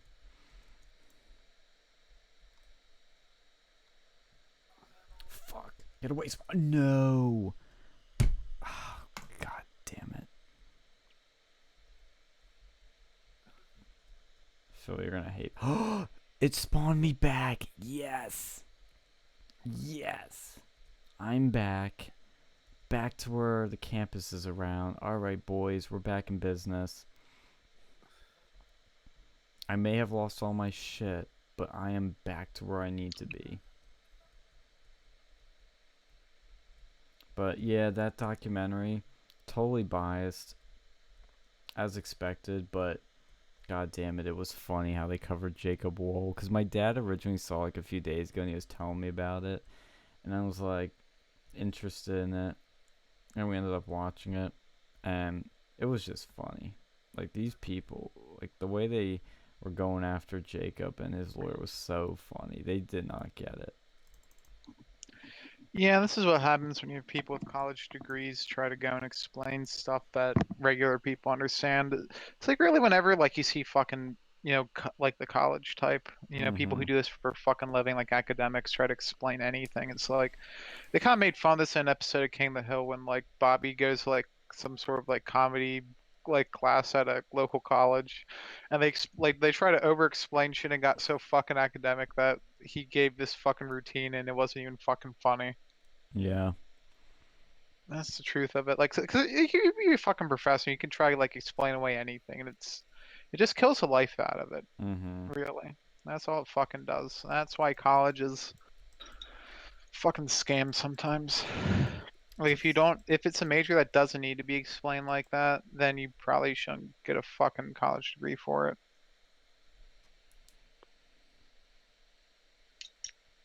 Like, I think, I'm not saying there shouldn't be any college degrees, but I'm saying that the amount they have these days, it's really showing. It's like back in the day, it was all like sciences, like education and like fucking engineering and shit like that. Now it's literally anything under the fucking sun. It's like, oh, I want to go to college, like, business and stuff. I can understand that to a certain degree, Yeah. Yeah. But I mean, you just need to be real. Like, I think with journalism, you just have to have. You just need to be able to write. You just have to have it. Like there's certain people like Milo, it right. The ability to be able to, collect ideas and put them together and shit. Like, you could just tell. Like, you could tell by talking to Milo, he has it. Like, there's an it factor there. Like any asshole can regurgitate other people's ideas, but like, yeah, there's only a certain amount of people that just have the ability to, trend set, I guess. And yeah, he definitely has that ability. And it's just people like that. I don't call like if you're regurgitating other people's shit, I'm not sure I really even call that journalism. yeah, it's like a fucking middle school term, like a fucking research paper. Well, yeah. I'll tell you, when I was in journalism class at Penn State, I'll tell you, a lot of these fucking journalist students are stupid. They cannot write. They don't understand how to remove opinions from facts. They don't get it. They're lazy. And, I mean, I hate to say it, but they're both basically lazy and stupid. And that's why you see journalists at CNN and at BuzzFeed are just terrible at their jobs. And they're biased and they literally write fake news. It's because the people they're hiring just aren't qualified. It's the type of person going into it isn't qualified. I want you guys to tune to the stream and look at what I found. Somebody wrote a sign on this one building in the Penn State server. Oh, I'm going in there real quick. You'll get a kick out of it, Alex. Hold on, let's see. I have the images that you were posting earlier. Still blazoned in my memory. Blazing Saddles. Oh, that was a good movie. Great movie.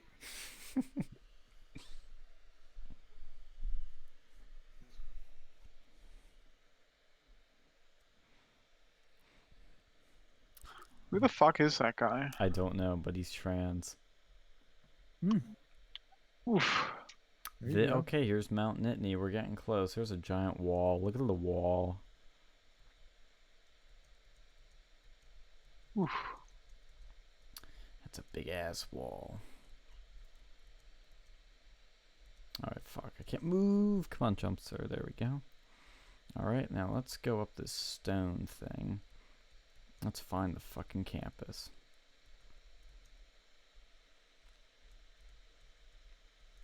Because people were like building legit like roads and they were making the creamery. I'm pretty sure it's in here. If not, I'm gonna have to try and see if it's in another server. Alright.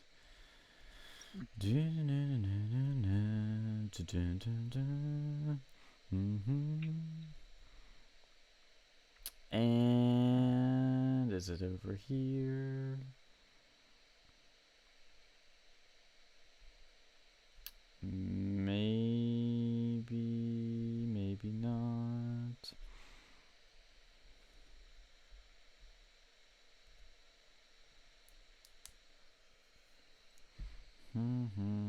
Let's see if it's on the other side of this cliff. Don't see in that direction. We will find Penn State, people. We're on the hunt. I'm on the hunt. I'm after you. Okay, might be over there. I'm gonna check over here. Let's check over here first. I'm on the hunt. I'm after Penn State.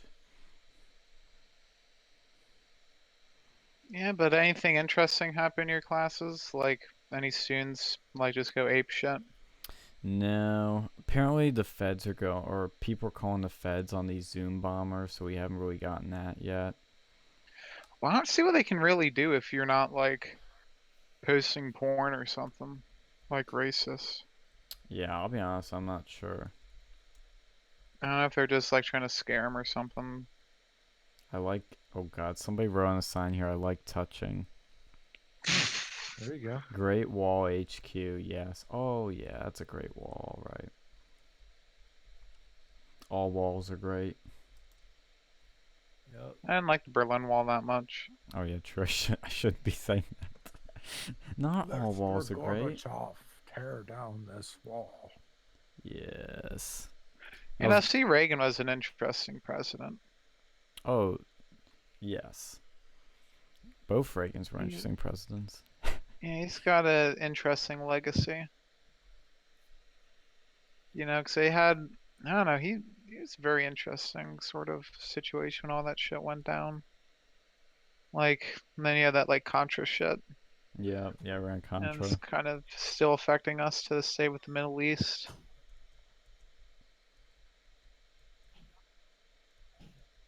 I don't know, and he also kind of came from Hollywood. Republican kind of from pop culture. Mm-hmm. Oh, he was a governor too. Yeah, that's true. Alright, campus is not over here. Let's go on the other side of the wall. That has holes in it.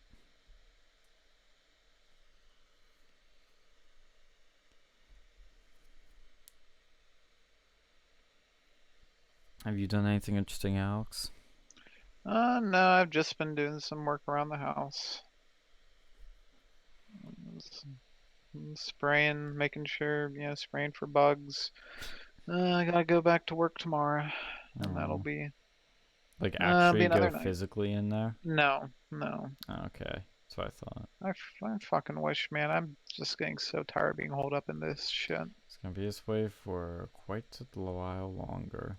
I found a site that was projecting how long this will last. I don't know like what the site exactly was. I could always check it out later, but it sounds like the peak is gonna happen around April 15th, April 20th, and it's gonna then start going down. But we're not gonna get out of this thing on the real like flatter end of the curve till May, June, like end of May, early June.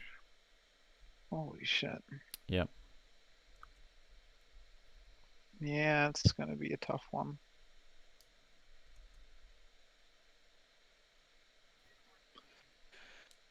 Yeah. I just hope we don't see another one of these things in our fucking lifetime. Mm-hmm. I hope maybe the infrastructure that we have here, can be used in the future. This shit gets detected faster, and we just stop fucking trading with those countries until they get their shit together. And any country that trades with it, we treat the same way because we don't want to have to lock down the fucking world for another however many months this is gonna be. China's gonna have to pay up. Well, I don't know how they're gonna do that. Like, unless all the other fucking countries in the world agree unanimously to fucking make China pay. I don't know how they're really gonna be able to do that. I see my cross. We were so close before, and I went the wrong way or something, or I came close. But yeah, there's my fucking cross. Let's see. There's a brick building here. Fuck. I should put in a mod to give you like the Penn State bus. Yeah, the Like those catabus. little. Well, no, not the well, maybe the cat. Didn't they have like a weird, like old-fashioned, like Penn State bus that drives around and like brings people to Oh places? yeah, that's true. They do. Like the ones that Penn State actually owns, which I'm surprised they don't just own those fucking like buses that, like just the ones for on campus. So you'd think that'd be cheaper. Oh, somebody just talked in the fuck. Oh, Alex the Great. Are you in? Wait, what? What? Wait, what? No. Oh, somebody. Okay. Your name is Alex the Great, right? And Yeah. somebody in the Minecraft server has the exact same name and just said, "How's it going?" It's not me. Yeah, I know. Huh. How do you? Yeah, they're in the server. Okay, how do you type in this fucking server? How does one type? If you try to use the enter button, usually they'll let you type. No. Woo, advancements.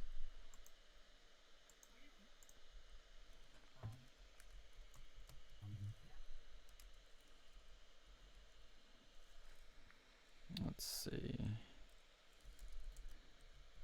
I feel like it might be like one of the. Let's see. Let's try T. There we go. Yeah, that's funny. Yeah, no, just plain old school RuneScape like usual.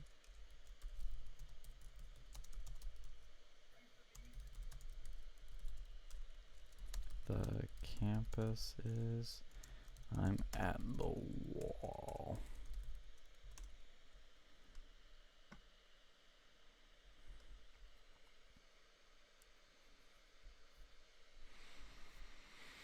Poonscape. No clue. Wow, thanks, Alex the Great. This should be creative. Okay. But I want to find the bloody campus. Oh, you're at the wall too. Fabulous. Oh, there's that portal. Maybe you have to get fucking admitted to Penn State. You have to go and pass the admissions Yeah. test so you could take like a fucking Minecraft SAT. Mm-hmm. I really want to find a campus so badly. I was hoping. So why do you would ever do it. choose to go to Penn State, Sean? It was always my first choice, and man, because it's a big school, I want to go to a big college. I mean, it's Penn State. Who wouldn't want to go? Yeah, I don't know. Wasn't that around shit? Wasn't that like around all that Sandusky shit though? Yeah, but I mean, well, that was a few years before me, but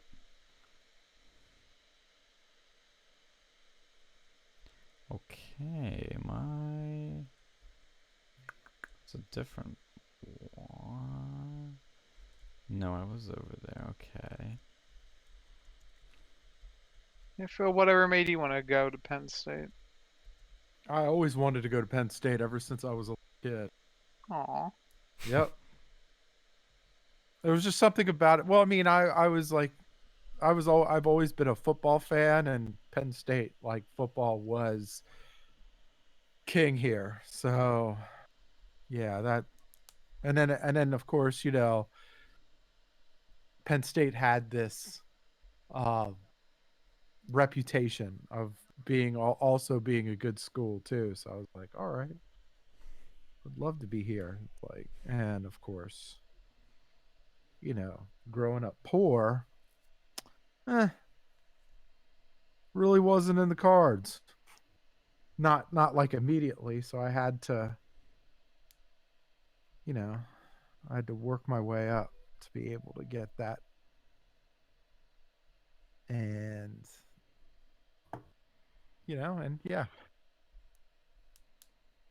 obviously my road was very non-traditional Mm-hmm. to get there, but I'm glad I did it because, well, one, I met some awesome people. Two, I definitely appreciated it a lot more. There's definitely a greater appreciation. You know how many fucking little, you know how many kids are that I see that were just so unappreciative of shit Oh there, shit, like, I know that. I know people like if you don't fucking pay for college, yeah, I've seen this happen a lot where they'll just kind of go to parties and dick around all the time. Yep. yeah, We know somebody like that. yeah. I just realized I was in the wrong server. Oh, There was a PSU rebuild server. Okay, let's go into this one. Holy shit, I just wasted all my time. I'm a dumbass. And you went, and Phil, you went to a branch campus first, right? uh-huh. I went to the Harrisburg campus first. Oh shit, I almost went there. I was considering that. I would have went there my junior and senior year because they offered my major, but I thought it'd be better to go off to main campus and get away Yeah. from an ex I was with. Yeah, thank God for that one. Holy shit. Dodged a bullet. Oh wait, it's the same server. Shit, I'm right. Yeah, how was Penn State Harrisburg? It wasn't bad. It wasn't bad. They were building, I mean, because they were building it. Um, let's see here. Hold on. Yeah, they were built. They were still building it because it was like an old. I think it was like an old Air Force base. So they had a mix of like the older buildings with like the newer built ones, and like, and they were building more. Um, so it had a nice. Definitely had a nice open feel to it. Much more open than State College. Oh yeah, Um, I bet. it's I don't know, like, let's see.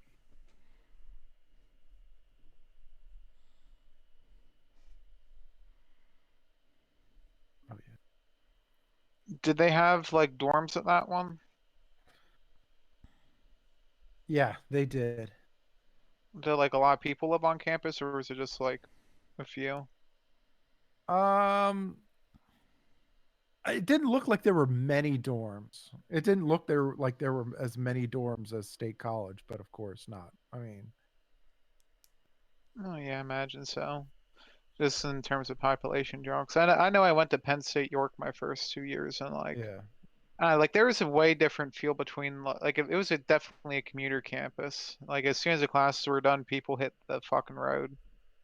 Like I don't know if like did they actually have like clubs and stuff at Harrisburg that people went to, or is it just kind of get in, do your class, then leave? Um, say that one more time. I'm sorry. Did they like actually have like clubs and stuff that people went to, or is it more like get Yeah, in, do your classes, and then leave? I mean they had clubs. Yeah, they had quite a few clubs there. Again, wasn't as big as like uh university campus, but then I mean I'm not sure any of us really expected it to be. Um, but I mean, it was definitely a more wider open feel, a more. Oh, you cut out. Oh, okay, sorry about that. That might have been me.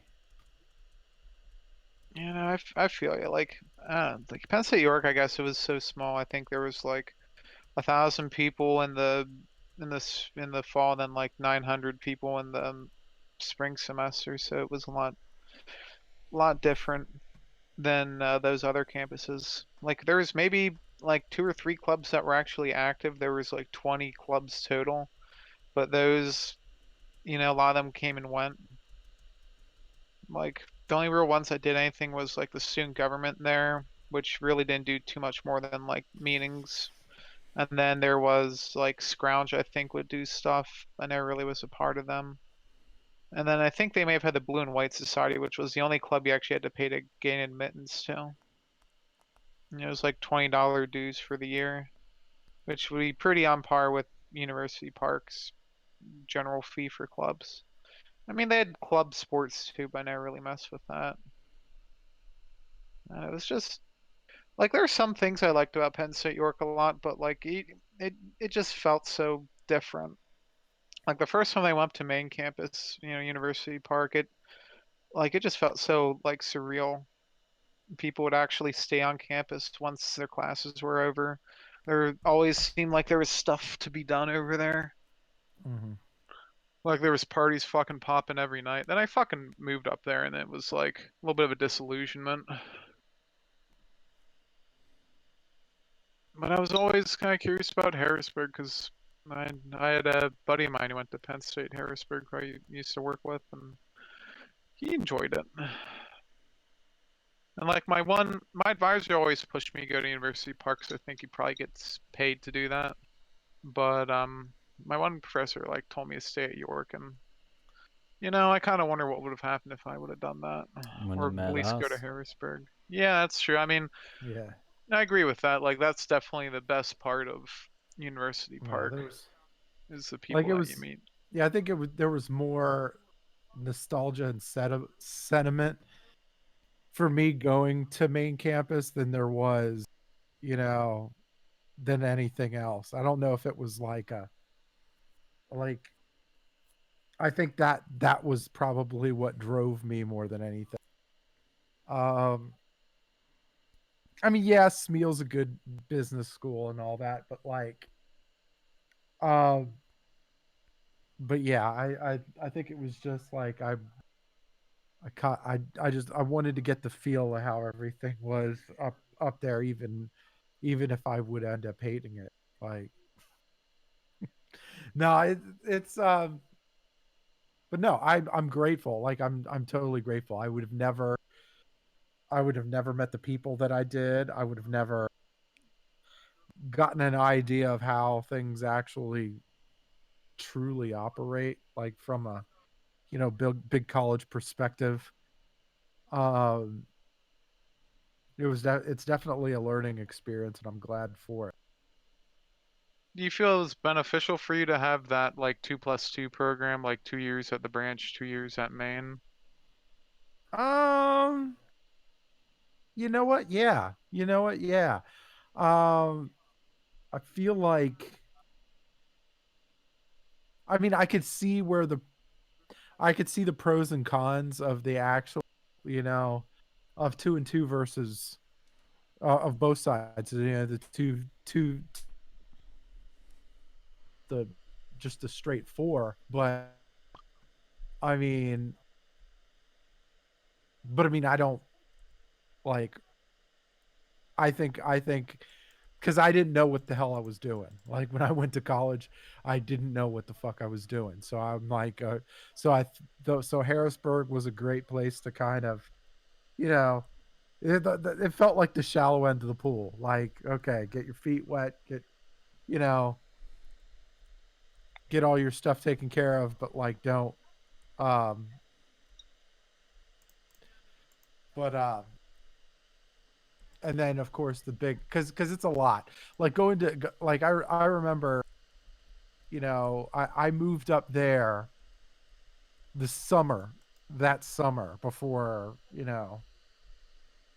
so I could get that free money basically. And then like so I went up there and it was actually comfortable because the summer's not that there's not Mm-hmm. that many people.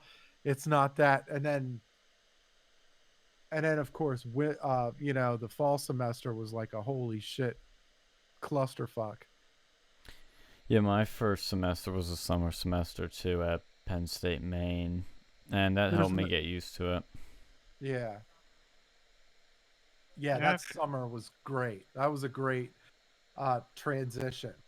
Like it basically spoon fed me in because I probably would have lost my shit if I just went there directly, like fall semester, no heads up or nothing. Because it's like I don't know.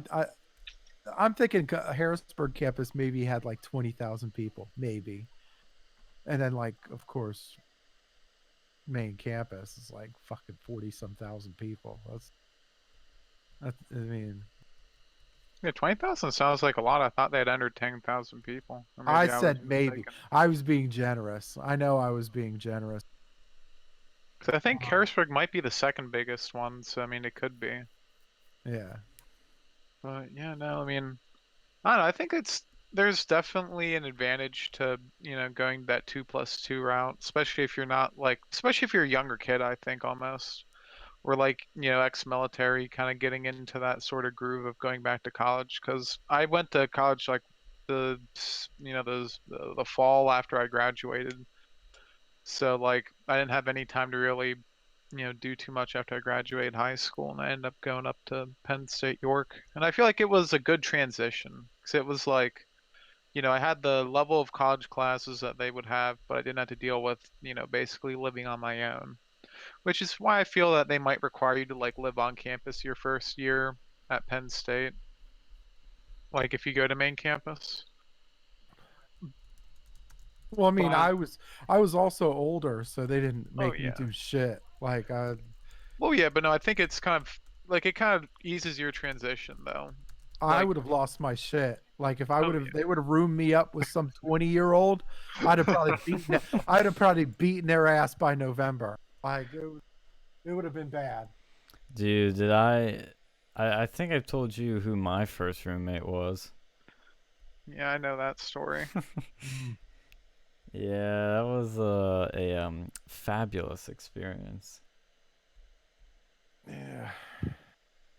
Man, I don't know how I would have done with like an actual physical roommate because I mean I had a housemate before, and my first year was pretty bad.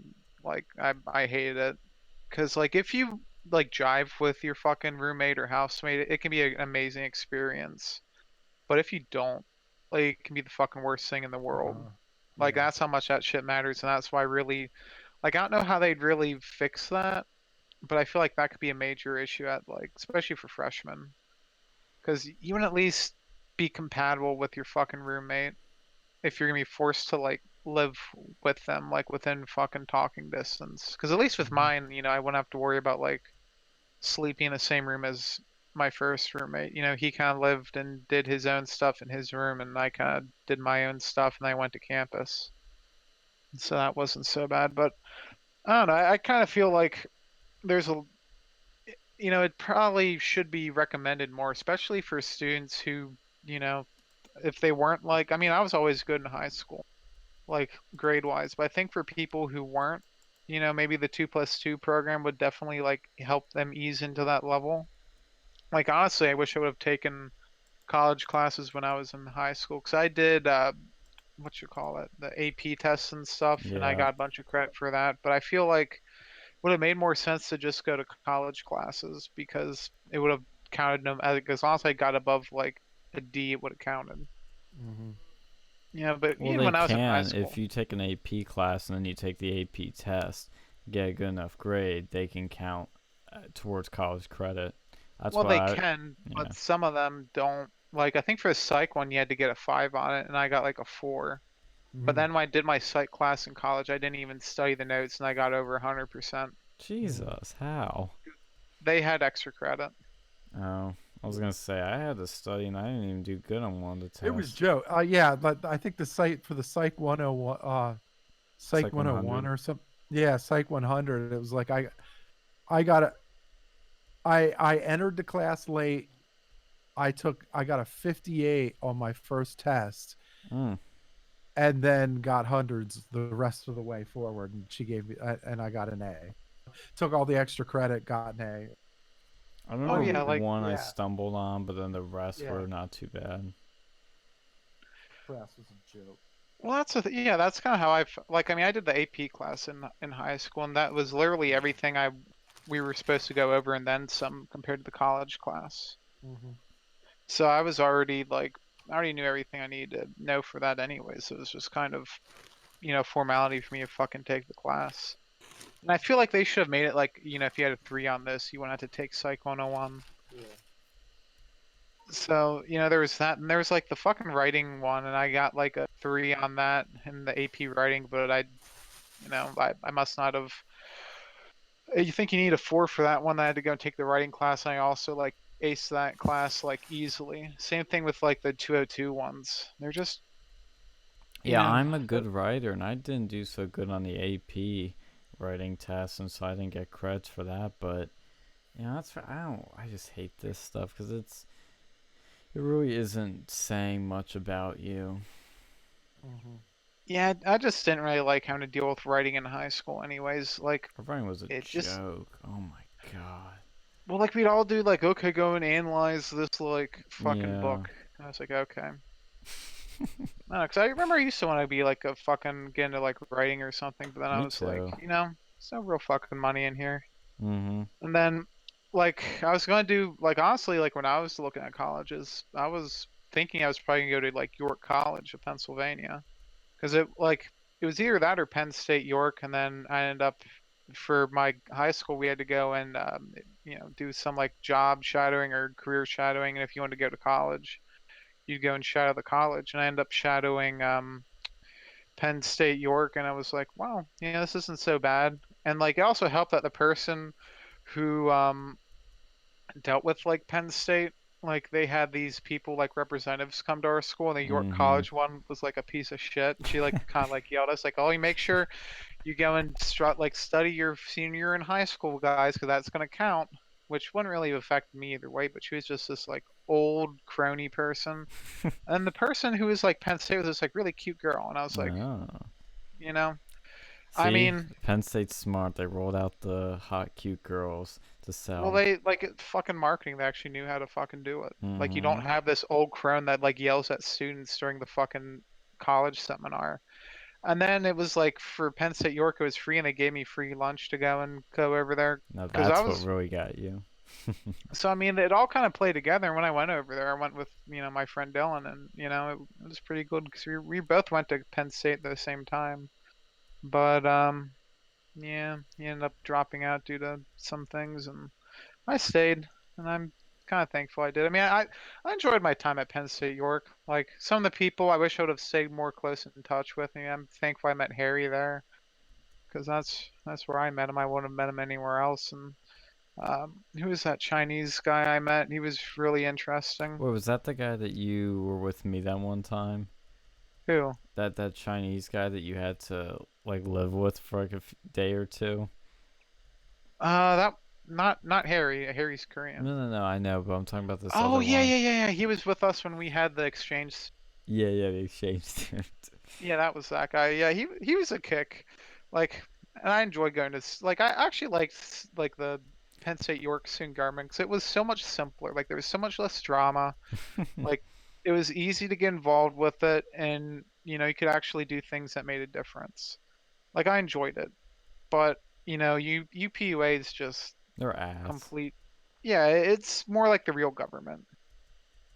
Penn State works like student, like like high school student government, and then UPUA is like actual fucking government where they just fucking like give each other pats on the backs, and like it's not even really like the real government too, because they mostly just do it for line item on their fucking resume. Same thing with CRs. It's pretty much just like an extension of the CR shit. It's just the student government, except for they're not, they're opposite politically, but everything else with the corruption and the boys club and That doesn't I don't change. think the CRs have as much secret societies as UPUA does. It was so fucking funny when somebody, this guy's a legend, John. He asked in the fucking meeting when we had the UPUA candidates. What they always have a ticket that's from a secret society, and he knew which one it was, and so he asked him. He's like, "So what is your like how much influence will your secret society have on you if you get elected?" And I was just bursting. I was trying to control my laughter, just bursting out of me. I'm like, just like, fuck yeah, go for it, dude. And they try to like come up with some sort of answer that was kind of half baked, like, well, we those secret societies don't influence us at No, all. I'm bullshit. like, bullshit. Bullshit. Everyone knows that's full of shit. When he It's asked like, that oh, we have question, nothing in Roswell, bullshit. yeah, it was total BS. But when he asked that question, I mean, that was legendary shit. I was laughing. I was just, I mean, it was beautiful. And then we asked about free speech, and somebody started asking about our event, the censored event with Sargon of Akkad. And one of them was totally lied. They're like, well, the UPUA, fuck, what's it called? Not condemnation, but denouncement. It only denounced the things the speaker said. Didn't denounce the No, it speakers. didn't. And It didn't. You denounce literally the club. denounced the fucking club. Mhm. That was specifically what you guys. Yep, What they I No, did. none of them. No, none of them. Did any of them even attend the event? The No. fuck was said? No. They Yeah, only that's and they lied. They didn't denounce what the speaker said. They denounced the speaker specifically and the event, which Yep. indirectly denounces our club. I know it technically Yeah. doesn't, but Yep. it was. I was gonna call them out for it, but then they were like, "All right, we've run out of time. We're gonna have to end it. Thank you for visiting us, guys." I was like, "Damn it!" But then the next couple I asked about it, and they gave sort of a good enough answer, but or is this the bad one? No, this was the secret society. Fuck, I forget already. But one of the ones that was asked about it mentioned hate speech, and so somebody mentioned, well, if there was a fact that would be offensive to people or triggering, would that be considered hate speech? And the first thing that came out of their mouths was not a no. And I forget how they answered it, but they basically indirectly said it would be considered hate speech, because they said, well, if there's something that's offensive and that would make people uncomfortable, then yes, we wouldn't allow that. We would condemn that. I'm like, all right, so facts are racist now. You guys can condemn facts now. Yeah, honestly, they should have been like taken off as soon as they said that. If Yeah, I was in charge of nobody college voted for Republicans. them. Everybody voted for the other pair that were better. They weren't what I would specifically want, but they were closer to what we would want for free speech. And, it's student government. I don't expect a lot from them.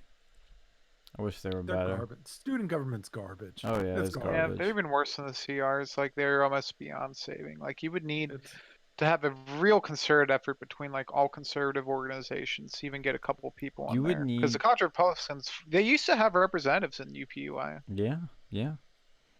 And then, after certain presidencies, like, well, really, I think what happened, they used to probably have a lot of influence in there. And then they had an incident with the college Republicans where they dressed as Klan members for a fucking like dance or something. Jesus Christ.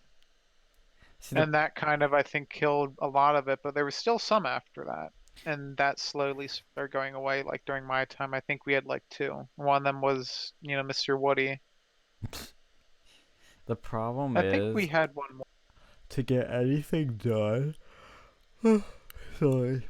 In the student government, you need 30 people, I think, in there that would be conservative to actually get a majority on something. Well, yeah, but you need to start somewhere. But not enough And that people are should be the college interested in Republic. doing this. That should be the college Republicans. That should be another line item to go and start slowly I was thinking to that too. get some representatives on there at least, because something's better than nothing. At least you can have a fucking voice of dissent when they do these condemnations. Yeah. Because the condemnations are really fucking annoying. I want to do one for our next event so badly. I mean, or do the next event so that we can get another one, because that'll just show people how fake these people are. Well, yeah, like that's the thing too. Is like if you get someone who knows how to go and like abuse Robert's Rules of Order, they can like Yes. derail an event. Yeah. Like they can derail shit with the UPUA. That's not abuse. That's just using it effectively. Yeah, they can fucking what's the word for that? Filibuster. Yeah, they can filibuster that shit. Like if you know your ways around that shit. Yes. That'd be And lit. like see back when I was in the student government, that was a big thing that like we were told about. Like some people like were that was what they fucking did. Like there was like I think one guy who would just monitor Robert's Rules of Order and make sure everything went along appropriately. Like the first time I saw it, I was actually a little bit like went to one of their meetings. I was actually kind of intimidated by the amount of like shit in Robert's rules, but it's a good thing to know. Mm-hmm. Like if you ever want to do anything like, governmenty or like officially, I would highly recommend studying up on that. Absolutely. Like honestly, they could probably make a fucking college class on Robert's rules. Oh god, yeah. There's so much in it. That's why our one ally we have in this operation is so valuable, because she knows that shit inside and out. Yeah, because you can really fuck things up Yep, if you know it, or if you don't know it and you do things incorrectly. And if you don't know your constitution too. Yeah. It's another thing that can really fuck over people. So you want to make sure you know those things. You want to have them in the fucking bag because they're both very important.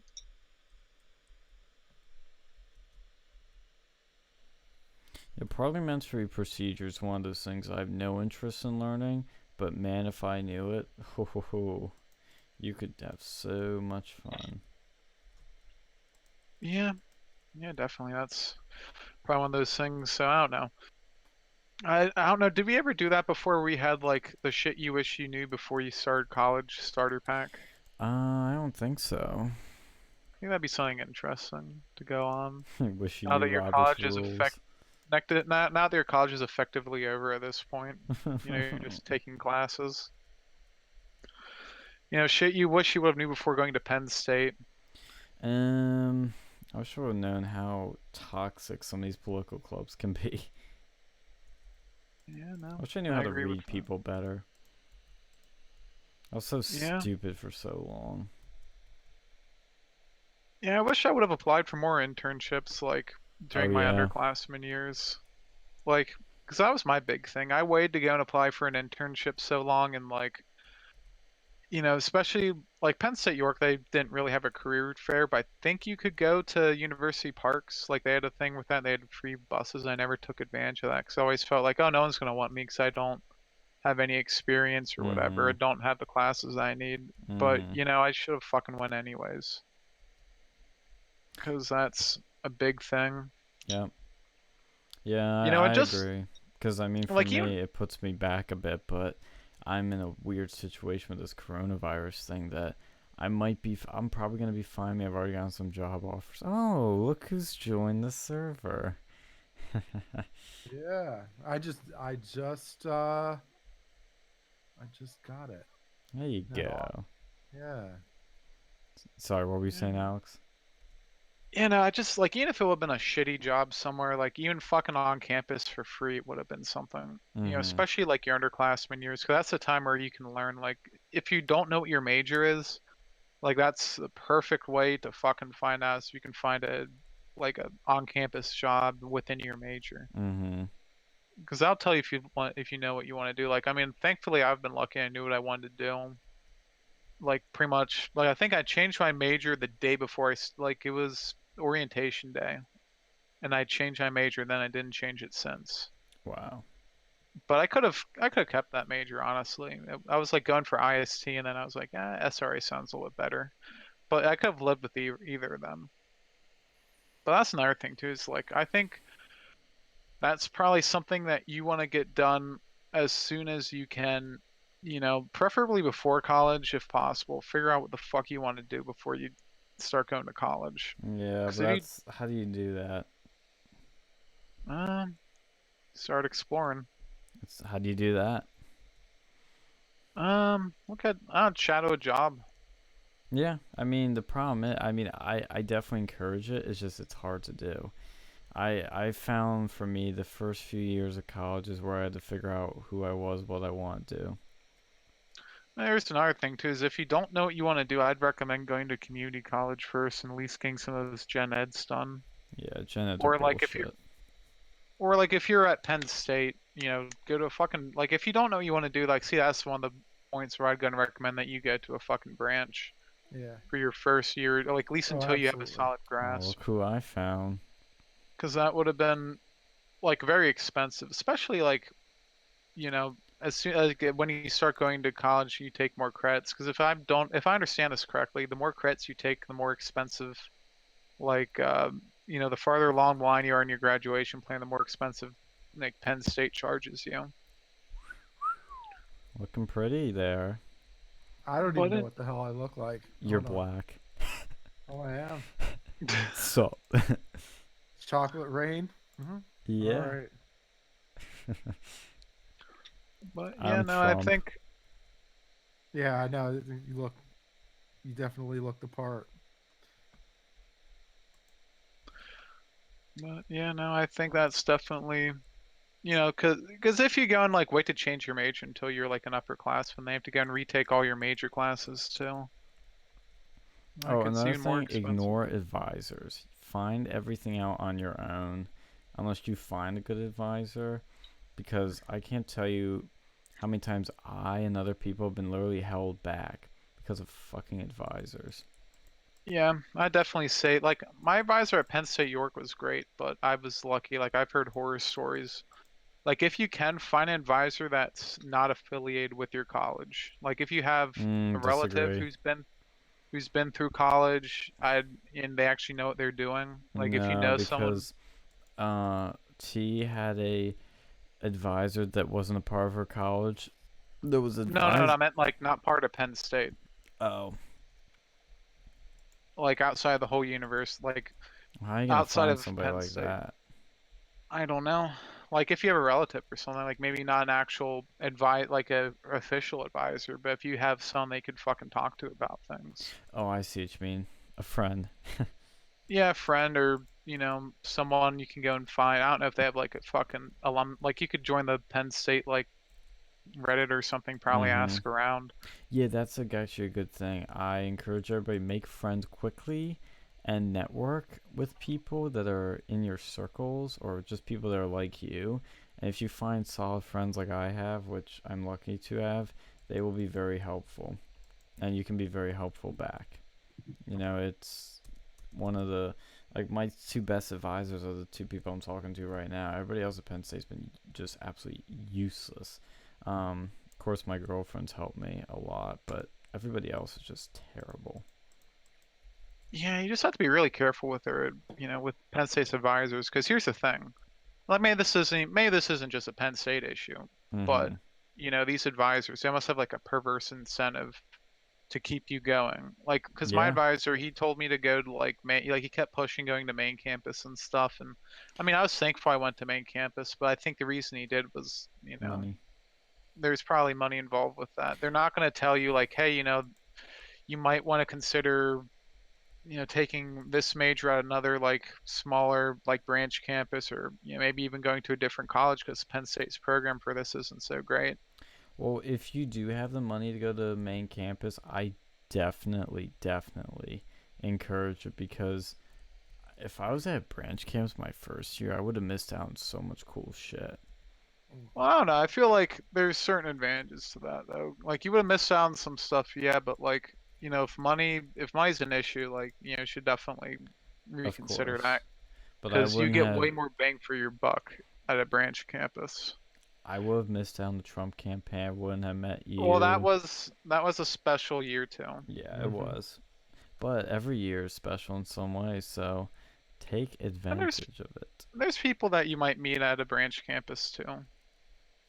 I mean, if you don't have to go and worry about money, that's, you can do whatever you want. But I've seen a lot of people too, they'll go to main campus and they'll end up like just piddling around if they don't know what they're doing. Mm-hmm. And now, like, for me, I had to go and pay back my fucking loans. So, like, if I were to pill around main campus like all 4 years, and if I was unlucky and didn't know what I wanted to go and do, like, my college expense would have been way higher. Right. That's why I said if you can afford it. Only if you can afford it. Oh, yeah, that's true too. I don't know, like, I feel like too, because there's certain people that, if you're not, like, if you aren't so sure about, going up to main campus, like, they might be better off going to a branch campus for 2 years because that's where they can go and meet a friends. Like, they might be able to meet a friend circle over there at a Maybe. branch campus who goes to main. Like, 'cause I've seen it happen before with some people at my campus, and it's kind of like a mini pen. Like, you're dipping a foot in the water without jumping all the way in. Or do a summer session at Maine. Because, I mean, I don't know if I would have made that many friends at branch camps because there are so few people at these branch campuses.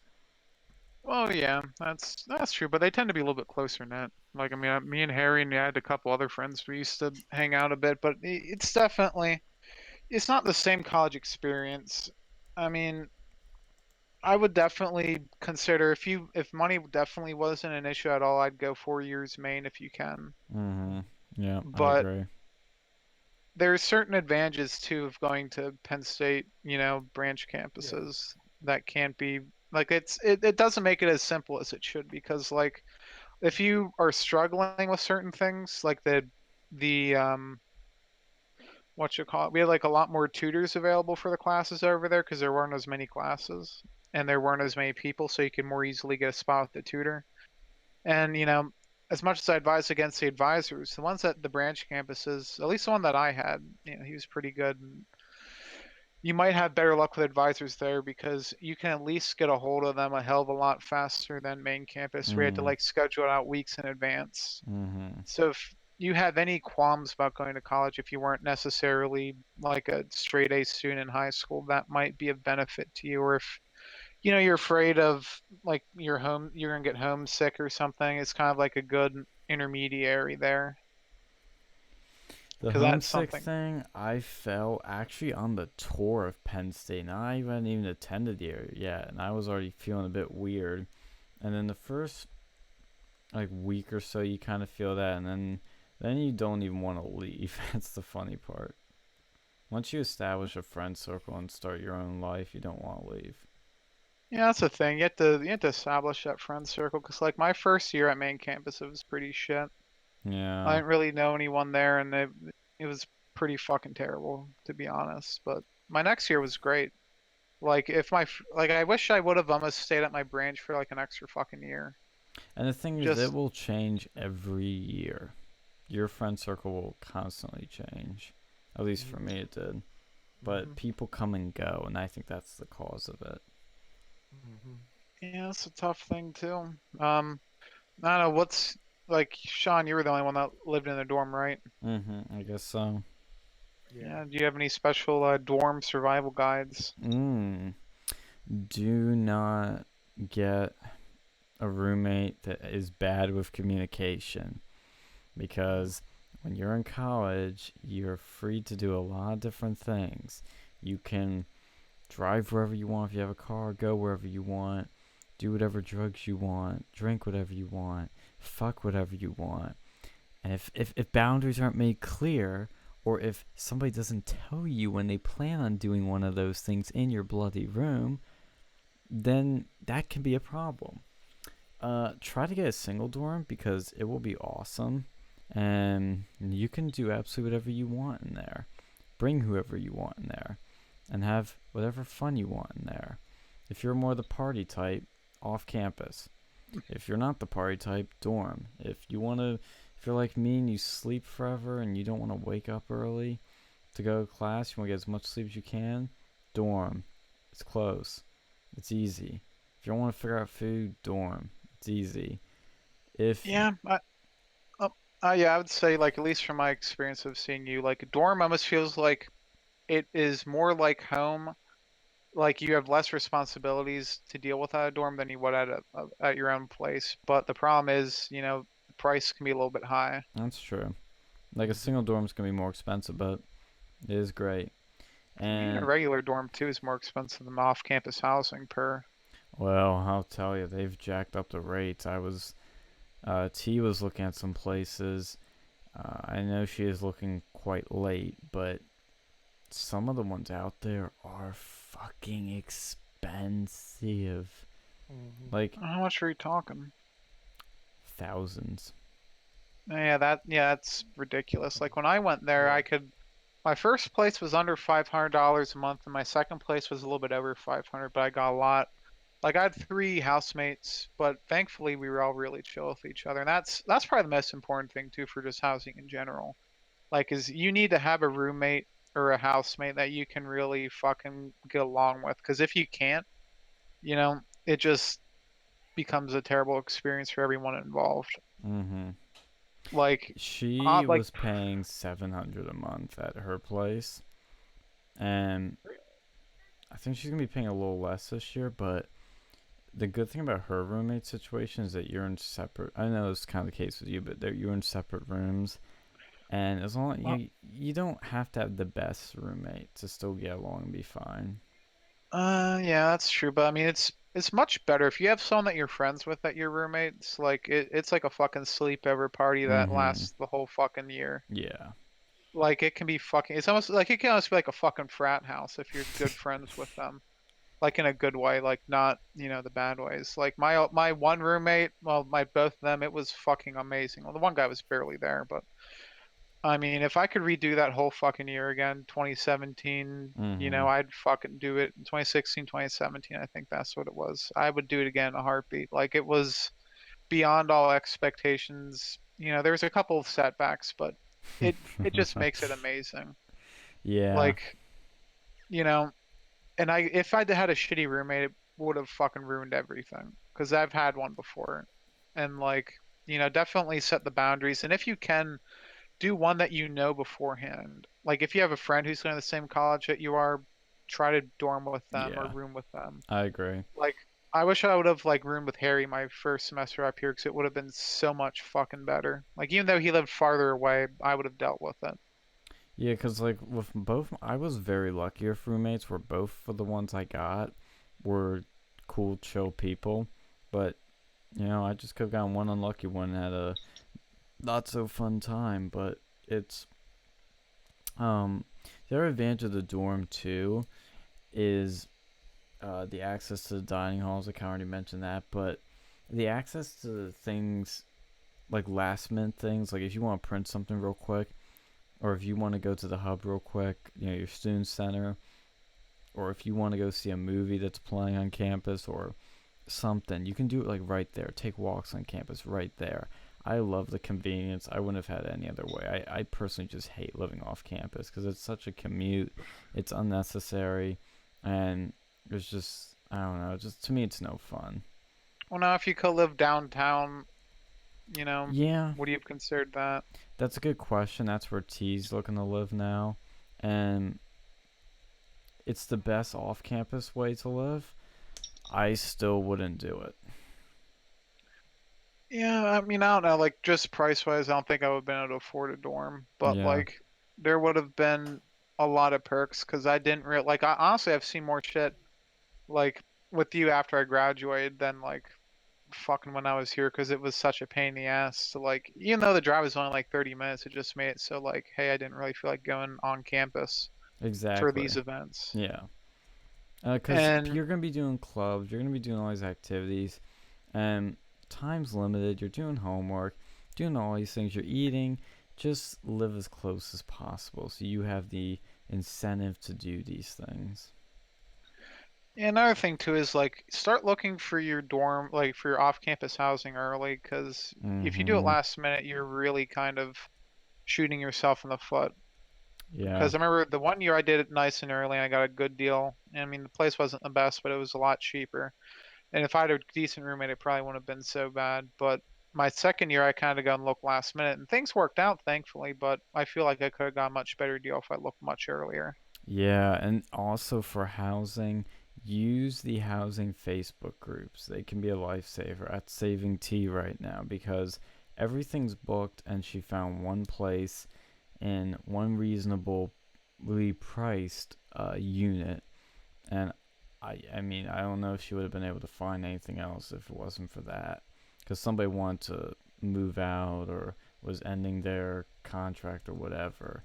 And she's getting a decent deal. I wouldn't call it good, but it's decent given the situation. But it's just, and that's the other thing. Like the dorms, even though it sounds like they're easier, the one thing that's annoying is the housing process. I know it's going to differ from campus to campus, but Penn State, it's such an annoying process to just get a good room is really hard. But if you can, it's great. Yeah, the closer you are to classes, the closer you are to pretty much everything central to the campus. I definitely recommend that. Um, the one thing that I don't really like about the dorms is they kind of do some like at least at Penn State, from what I've researched, is like the food prices are a little bit wonky Mm, with that. yeah. Now, when I was at Branch campus, the food was market price, but like over here, like if you're not a Penn State student, like you're paying out the ass for food that's really not that great. And you don't So have if to do that. You don't have to get a meal plan, I think. But it I- is weird. well, if you don't have a meal plan, I think you have to have one if you have a dorm. Maybe I'm not sure, honestly. Or and if you don't, like you're very limited in what you cook in there. Like unless you're just gonna make microwave food for the whole year, like eat out every day. Which if you want to do that, that's fine. But you know, that's another thing too. If you live off campus, like it's I almost feel like you probably should at some point live off campus. And I'll tell you why. Because if you live in the dorm your whole life and then you go out into the real world and you don't move back in with your parents, then you're gonna have to learn to do a lot of things like differently. You'd have to like you're driving, you'll definitely need to get more experience with that. Like cooking food, that's something that a lot of people, don't know right off the bat, and that might be a challenge. Mm-hmm. Budgeting is definitely something important because, like, if you live on campus, say, have a meal plan and your line points, you really don't have to worry about all those extra things. And that's, if you do go to the main campus first, like I do that's why they require you to live on a dorm because it does kind of ease you into it a little bit. But you know, there are options. But I mean, if I could go back, I kind of wish I would have lived on campus at least one year if price wasn't the limiting factor on that, just so I could have experienced all the events at University Park that I would have liked to. That's another thing I'll emphasize when it comes to events. Get involved with clubs. You're not going to make your friends in class. Some people do, but most people don't talk to each other in class. You're going to meet people in clubs because those are the places of your interests. Find a club of your interest. You're going to meet people like you. It's just going to be a natural fit. It's going to come pretty easily. And you'll find probably the friends that are going to stick with you for the rest of your life if they're really good people. But, some people will run to drama. You're going to run to all kinds of things. But go for clubs. That's where you're going to find people like you because you're going to be doing things that other people like, just like you. It's not rocket science, and I knew that going into it. And I joined the Trump Club. I joined a bunch of the right wing clubs because I wanted to have fucking right wing friends for once. Cause it was just I never grew up around any except one guy I can think of, and we really weren't even tight friends or anything. So that was a big thing for me. But if you're really into the band or if you're really into I don't know, whatever there is out, some certain sport that's not your high school, you can do that at a big college. And I mean, I wish I also knew about, I mean, I got into a lot of leadership things pretty quickly. Like my freshman year, I mean, I got into a leadership position. I got secretary of the Trump Club, but get in that shit quickly if you really want to do something. I mean, it just depends what type of person you are. If you really want to do that sort of shit, you start building up XP, start getting involved quickly if you want to get in leadership positions, which I do recommend. I don't know how many times I can tell you now with all these interviews I've done, how many recruiters love seeing my leadership experience. Don't let any fucking job expert or career this and bullshit at college tell you, oh, you gotta move your leadership experience down the resume. No, keep that at number 1 or 2, depending on what it is. That shit looks really good because it shows you're stepping up, not just sitting around jerking off and partying. No, you're actually doing something. So Yeah, keep that I on there. Mm-hmm. no, I agree, and that's one of the things like I kind of wish I would have done more is get involved with leadership roles or even just getting involved with like more of the clubs within my major because I had a few of them that I kind of regret not being involved with. It's like because college is like it's a great time. Like clubs, they're great ways to go and fill up your resume. Now you shouldn't join like especially a political club if that's going to be your sole fucking purpose. Mm-hmm. But you should definitely try to use that as a way to again build out your resume. Use it, but actually do your fucking job. And that's something certain clubs at Penn State could take dear to note. But it's definitely something you want to go and do. If you have made like clubs with your major on campus, that's another great way to like build networks. And it's something that I never did because I got way involved with the political clubs here, and I'm glad that I did to a certain extent. Like I wouldn't have wasted as much time with the college Republicans, but I did. And I was happy I got to go to CPAC, so that was a Yeah. nice experience with them. But other than that, it was kind of a waste my junior year. And Well, that's the yeah, getting thing involved. too is I think I didn't even get involved with the ad PR club. I mean, I'm an ad major. I only went to 2 meetings, and it was only because I had to for a class. But it was the most boring fucking club ever.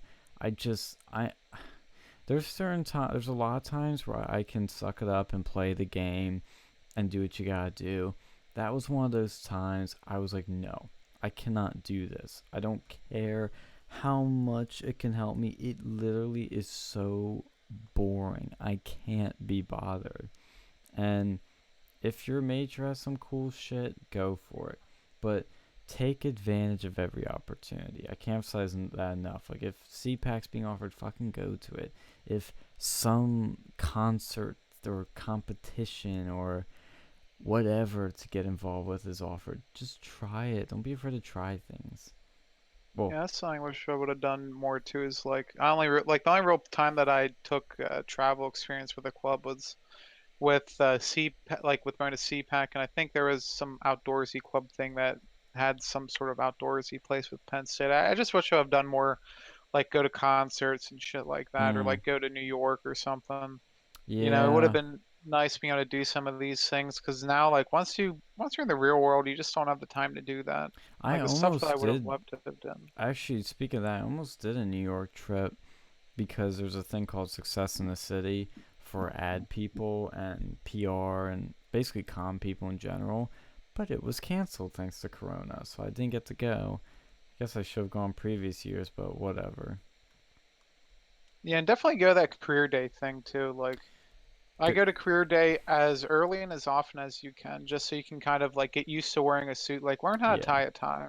Like that should be I like still honestly, don't they know. should go and fucking teach you how to do that because that's something that a lot of people don't know. Like I didn't know how to do that going into there, and it's something that would have helped. Like learn how to fucking dress your like if you can figure out beforehand. Like if you have parents, like have them kind of teach you that shit. But you want to learn that because my first year I was like going to the ISC clubs or ISC colleges career fair. Mm-hmm.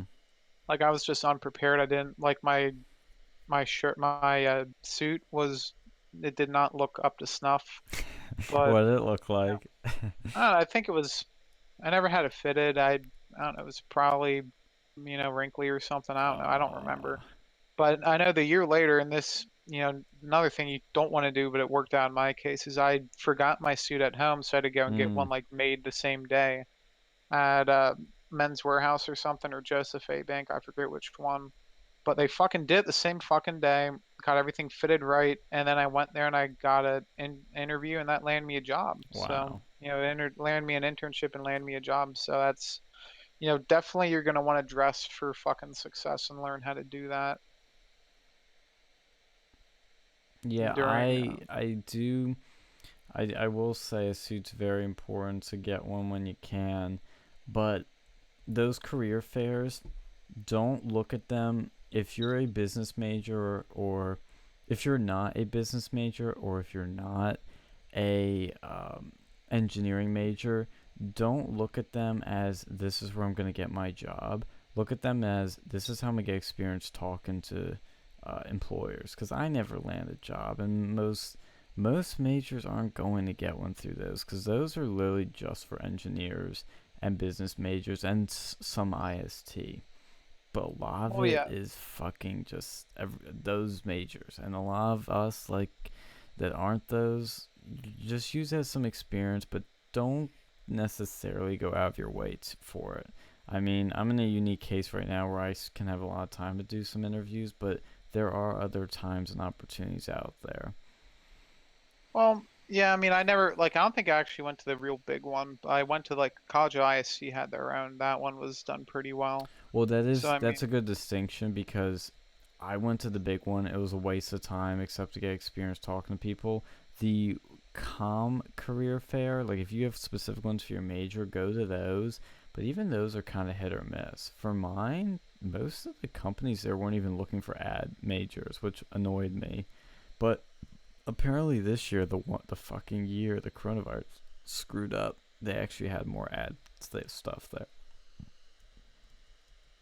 yeah, definitely with that. But you know, the earlier you can get one, the better. You know, just definitely, if you can prevent it, don't graduate before you get an internship somewhere. Yeah. So that is something great. Like, I mean, you know, you're going through that now, but I mean, you're still technically in college, so it's a little bit different. But like, I had mine my senior year was when I had my internship, and it was a weird experience. I mean, it worked out in my case, but it's definitely not recommended to do it that way because I know people who've had multiple internships, they can ask generally, you know, they can get like hired right out of college Yeah. and get paid, you know, whatever they're going to get paid for some regular in your position. Like there's someone working where I'm working at now getting paid, you know, entry level what I would be getting paid if I would have left there. I mean, now you know, it's a little bit different, but if I could have had that instead of having to go through the internship, or even though it was paid, it was still less, you know, than you'd be making for that position if you're just hired directly.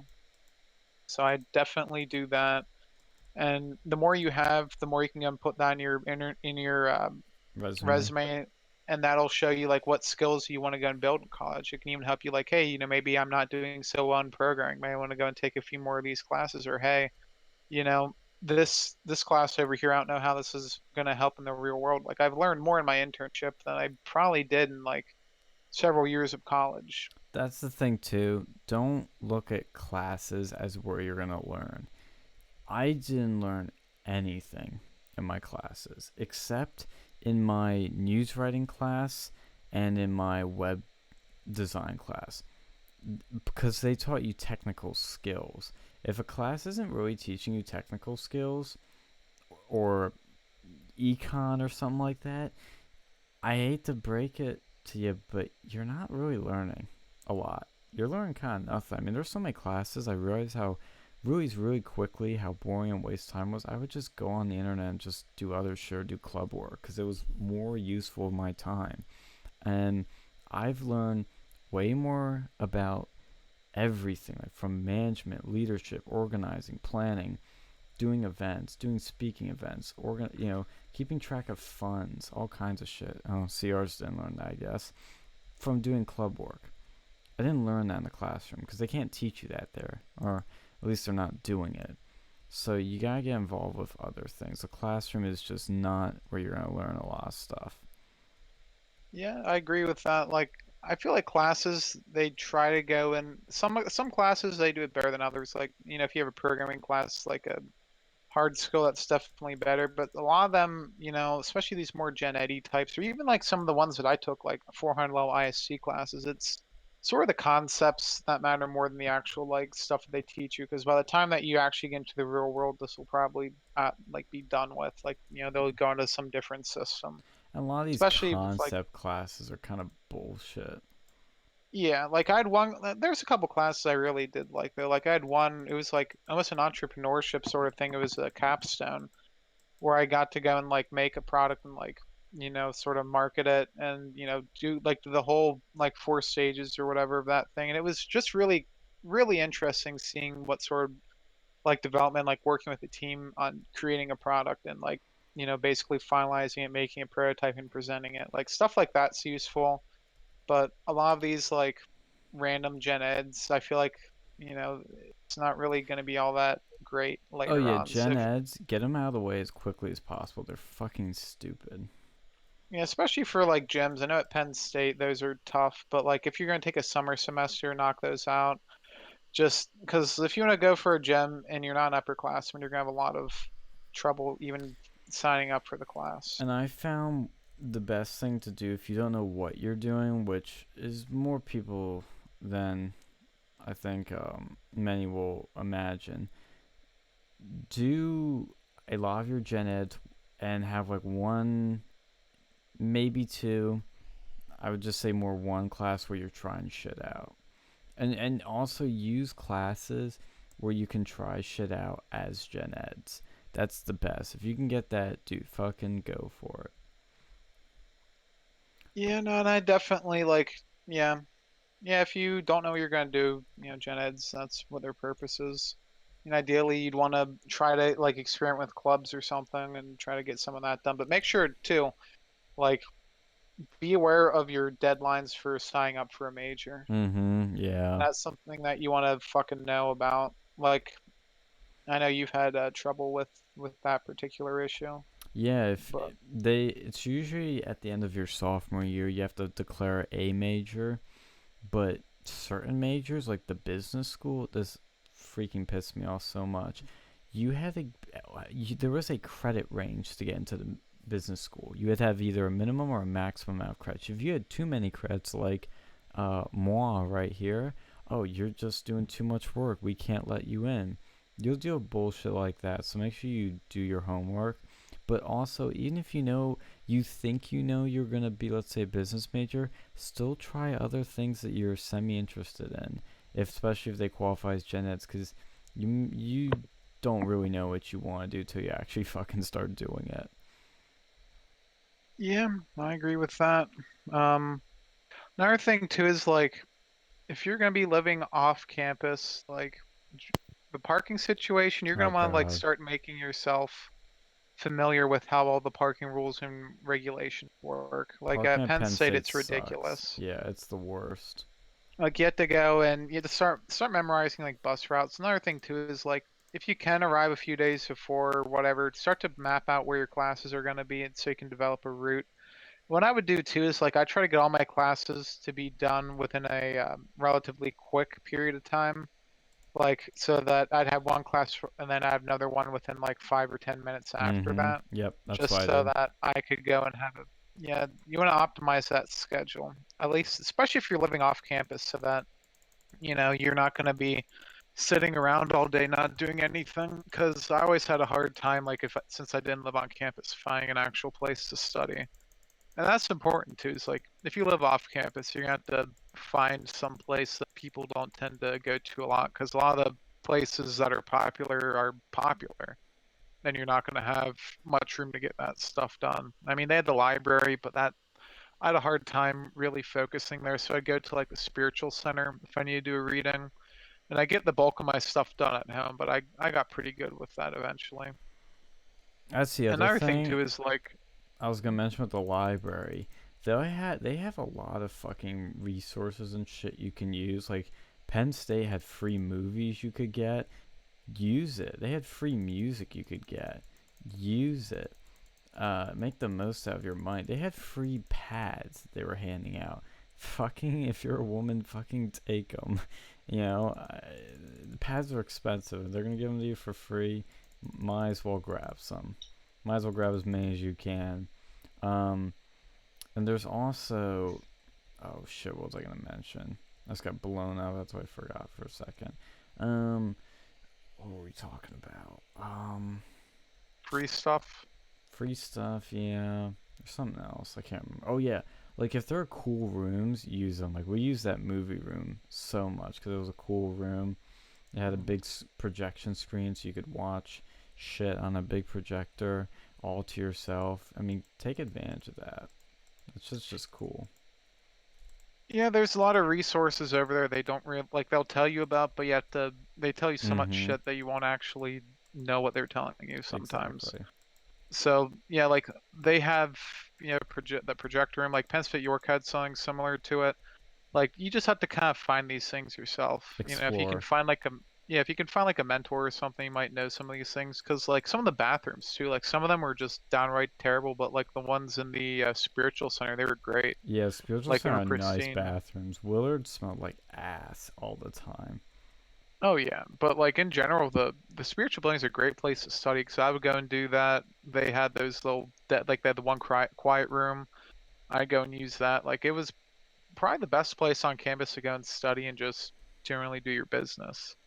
But definitely if you live off campus with the parking, try to make that as efficient as you can, like your trips to and from campus.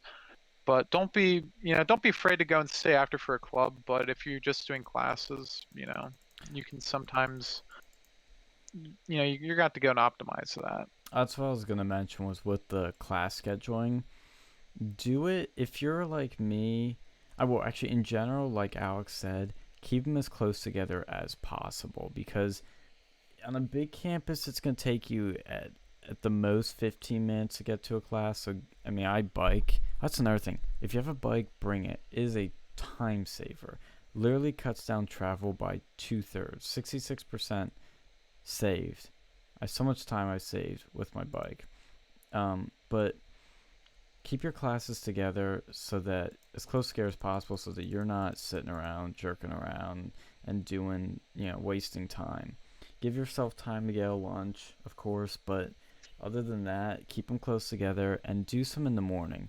We all want to sleep in. We're college kids. I get it. I love my sleep, but you want to. If you can do it the first few years, I was able to do 9 a.m.s. I never did an a.m. Don't do it. It's just stupid. But if you can do 9 a.m.s, do them. I eventually couldn't do them, but I still do 10 a.m.s at the minimum. Get at least 1 or 2 classes done in the morning so that you still force yourself to get up at a decent time and so you can have fun later in the day. Yes, one of the things I had to deal with too is like there's fucking early classes. I don't know. I had like a 7:30, and that was back at Penn State York, so I had to go and Jesus. like fucking deal with that. Yeah, don't Like do that. Just I'm gonna don't try do to it. stay away from those, Mm-hmm. but I'd also stay away from like the fucking night classes too, because I had Yeah. a couple of those at Penn State York. It was like 3 hours long, Oh, and I God. had like it was two night classes like back to back, and it was with the same professor, and that just gets monotonous. Yeah, Like don't I had a take tough these time with that. extra long classes. Like, there were some. I remember when I was looking at some IST class over the summer. Oh, here's those 2 points in one. The option was online or in person for like 3.5 hours. Don't fucking do a 3 hour class. It will bore you to death. You cannot handle that. Our generation can barely watch movies anymore without going on their stupid phones. You're not going to handle a 3 hour class. Other thing too is if online's available, take it. It's fantastic. I love it. There's certain classes you just not going to be able to do online. More technical classes or more classes where you need a lot of professor help. Don't do that. But if it's a stupid class, if it's a gen ed class, same thing. If it's something that you just have to take, get it online if you can. It'll save you time. You can do things on your own schedule, but it can help. And if you can get, a 3-day weekend, those are always great. If you're in a club where you have a lot of responsibilities, like tabling, recruitment tabling, make sure you carve out a day for that. That's what I was able to do sometimes.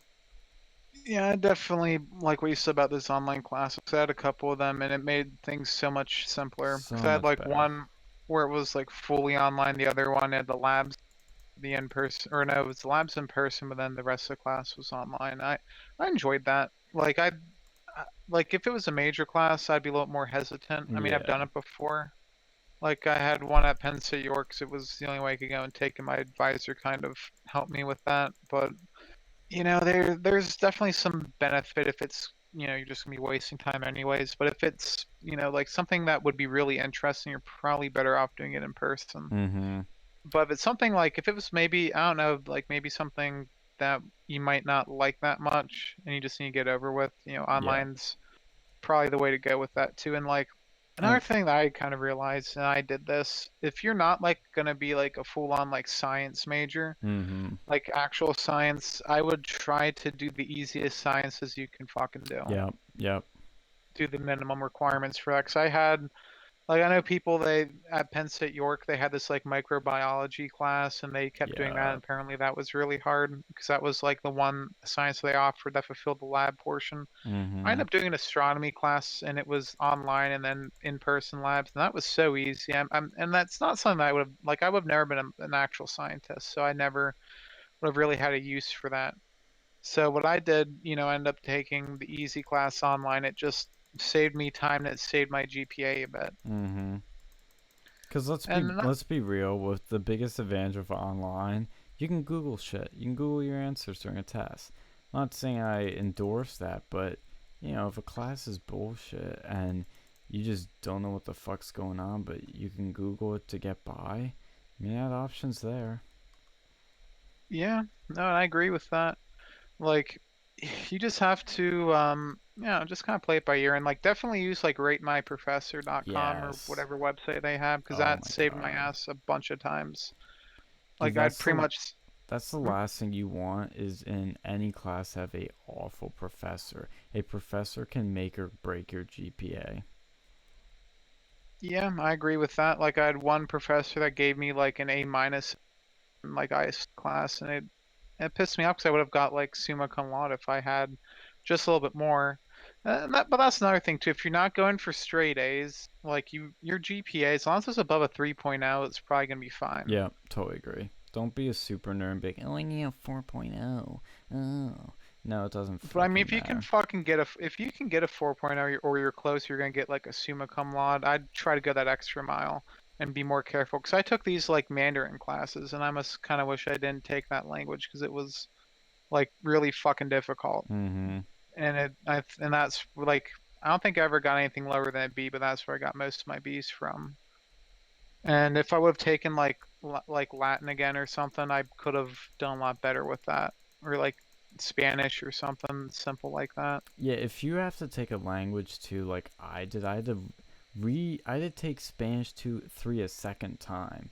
I already took it in high school and got a good grade, but apparently that's not good enough, and I had to take it again.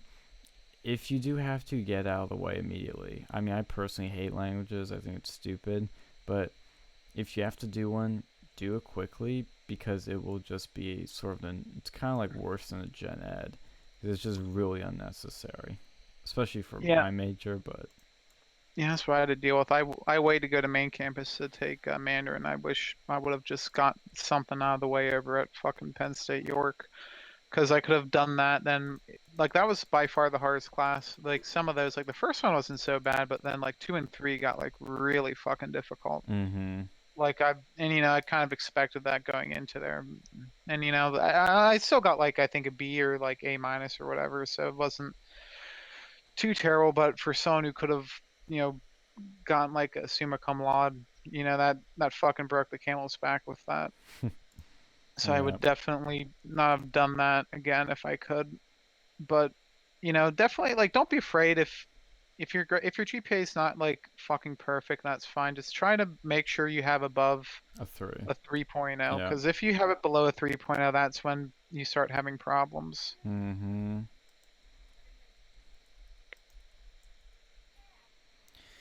Yeah, I mean, I think we hit a lot of things. I'm trying to think of other shit, cause, I mean, it's, college is, if you're not the type of person that can learn well on your own, you're gonna have some issues. If you can, Yeah, that's the thing too. Like a lot of these fucking professors, like especially for like programming, they don't really They teach you already all that teach well. you. No, they don't. Like I had programming experience in high school, and I had better time learning in there than like I learned more than I did over at main campus than I did in like I'm at the opposite way. The more I learned in high school than I did at Penn State, Yeah, sounds about right. and it was pretty bad. Like, and that's something you have to get to dealing with too. Is you just have to learn how to like use your other resources. That's what college teaches you, to be resourceful. Mm-hmm. That's what I You're learned with not the gonna, Googling. yeah, all the professor isn't gonna have all the. That's the long and short of it. You know, even though they are getting paid a lot of money, they generally won't like be like because they don't need a teaching degree. It's not like high school. Like the professors, and that's another thing too, is professors don't really give a shit about you. They It's not don't. like in high school where, you know, they can bend over backwards to accommodate you for your needs. Like they'll bend over back like if you have a document like special need or something, they'll do whatever's required for that. But they for the most part they don't care. Yeah, Like they don't have to like you. And most of them probably won't. yeah. Yeah. They It's, probably it's won't a, even know you. oh yeah, especially if you have one of those like huge classes. They're not gonna know you unless you did something like if you stand out in a particular way. Another thing I always did was I always like was in the front row of the classes so I could get the Me most out too. of it. Yeah.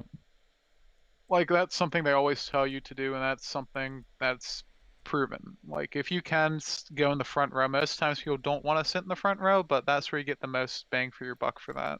It also helps make the class feel smaller if it's a big class, because you just kind of forget about the people behind you. But yeah, and you're less distracted. Like Yeah. you actually give a shit about what you're doing. Mm-hmm. So I would highly recommend doing that.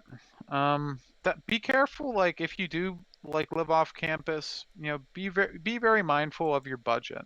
Mm. Like and even if you live on campus too, like if you do a lot of things like eating out, because it's very It's easy for you to, expensive. yeah, you can spend a lot of money there without even realizing it. Like if you eat out every night, and that's the same thing goes like when you get a job too, because I've known people who would just eat out every day and just blow their fucking paychecks on that and have trouble with rent. Like it's just one of those things you're gonna have to learn. That's why I do think it's good to learn in college when you have a little bit of, you know, wiggle room before you're, you know, sustaining yourself in life or, you know, whatever you choose to do with your life. Like this is a good time to learn budgeting. And that's why I said like you shouldn't live in your dorm for all 4 semesters, I don't think. I think at least for your like senior year you should consider living off campus. And that's what like a lot of people do. Like your first 2 years or something, if you're gonna live on campus, that's what you should do. But I think your senior year, like unless you're super involved with some sort of organization or you Me. really want to do something, you know, you probably should start getting used to that life because in the real world, you're gonna have to like unless you live with your parents again, you know, you're gonna have to learn a lot of skills. And, you know, you can learn that by living on your own fully, you know, driving to work, getting gas, you know, paying bills. Not like because if you live on a dorm on campus, you know, you really don't have to worry about bills too much. Like most of the time, people's parents will be dealing with that, or you know, your tuition's already paid for, and you might have like a phone bill, but like you know, gas, electric, television, cable, whatever you want to get. I'm not saying that you have to get all those, but Porn. you know, hopefully you're not paying for that. So much free shit on the internet. But yeah, then like you and then working your own printer. Like when I was at college, I lived off campus all the time. You know, taught me how to work the fucking printer, set everything up, set my own network up. You know, at my house. I mean, Comcast did some of it, but you know, I had my own router when I was over there, so I dealt with that. And you know, just dealing with all those little things, like dealing with the landlord and you know, tenant agreements. Oh, and that's another thing too. If you're gonna be living off campus, you know, I almost got screwed over with this. Make sure before you go into your house, you take pictures of fucking everything and Yes. save it. Yes. Because yeah, I had an issue and I had to you know get a lawyer involved at the end of that because they were trying to charge me for shit that I didn't do. Landlords do that all the time. That's again, that's the one advantage of being on campus. You don't have to deal with fucking landlords. Well, it'll teach you though, because that's something that helped me when I ended up going and living on my own. Because where I used to live at, people were complaining that they would go and try to screw you out of your security deposit using any means necessary. And you know, on the same lines, I think in PA they're like you're required to have them do a check through the house 30 day. Like you can ask them House to do a check inspection. through 30 days beforehand, Mm-hmm. and they can do that. Take advantage of that law. You want them to go and take a look at that because if something's screwed up, they're going to be required to tell you. And if they don't tell you then, they might just end up charging it to you later. And once it's later, once your lease is up, there's not much you can do about it. Yep. Um, Another thing, if you're gonna be living off campus, just remember whatever you bring there, you're gonna have to bring back and probably Yep. some additional items. Excited to go and like rent a truck. Um, I'd shop around for that because I know like I never had any good experiences with U-Haul. I think when I lived like where I live now, it was actually better, but I don't know if it was just Penn State's, but they were expensive. I think I went with budget and they were a lot better of a deal than what U-Haul was because I think it was like a flat rate per day or something. Um, don't take excessive things if you don't need to. Like I guess for the dorm, you're kind of forced to deal with that. Mm-hmm. So that's kind of the benefit of that there. But you know, just remember you're not going to be living there permanently for the most part. So if you can live without it for a few months, you know, you don't need your book collection unless it's, you know, your college textbooks. You know, I mean, yeah, bring your games and stuff if you're gonna have that, but you know, be careful with that. And then, you know, something else, if you're underage, you know, be very, very Mm-hmm. careful, especially around Penn State, because like by the grace of God, I didn't get busted, but I know a lot of people that got like underage fucking citations, and I've known people. Like I think in PA you can get it like if you take classes or something, they'll end up like writing it off. But some people like, you know, if that's on your record and you're gonna take a sensitive job, you could end up getting denied that job Oh yeah. because of fucking underage drinking. Not even a DUI, just the fucking underage drinking. Yeah, and And I mean, there's also just people in general. Let's be honest, are stupid with the drinking.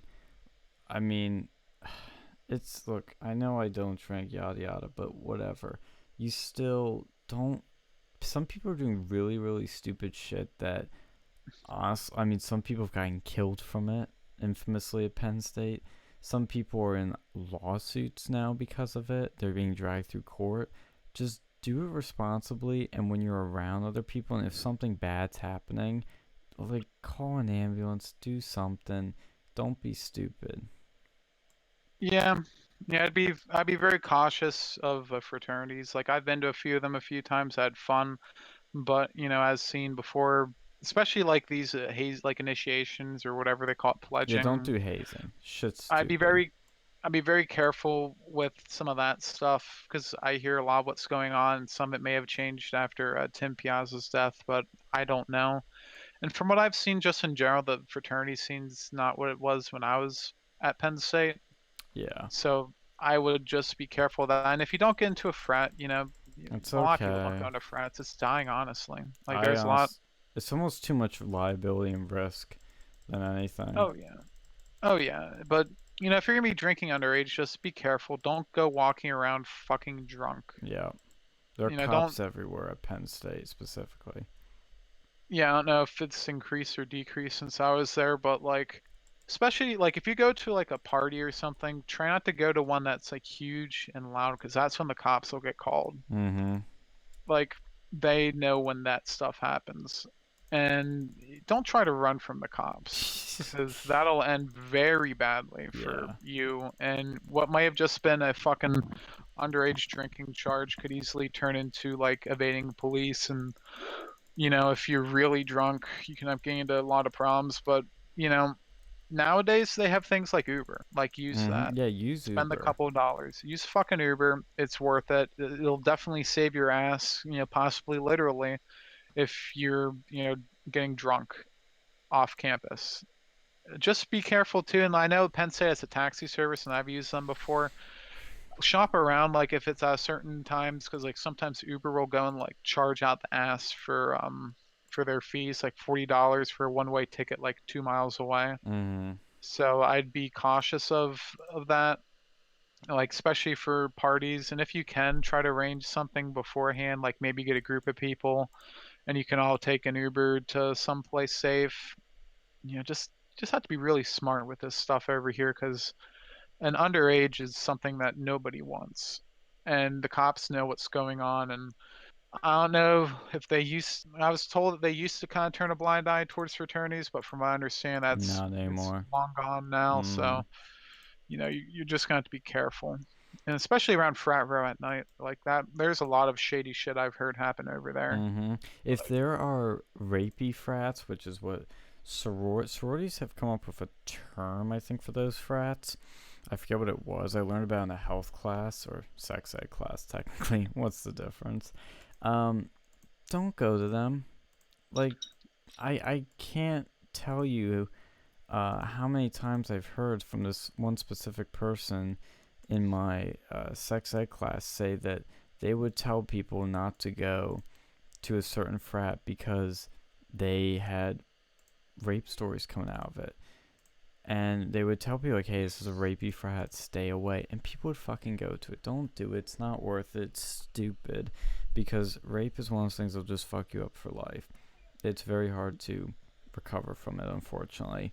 And if you're a female, I mean, I'm not a feminist or anything, but be careful at parties because it just takes one scummy guy. Most guys are totally cool, fine people, but it takes one scummy dude to ruin everything.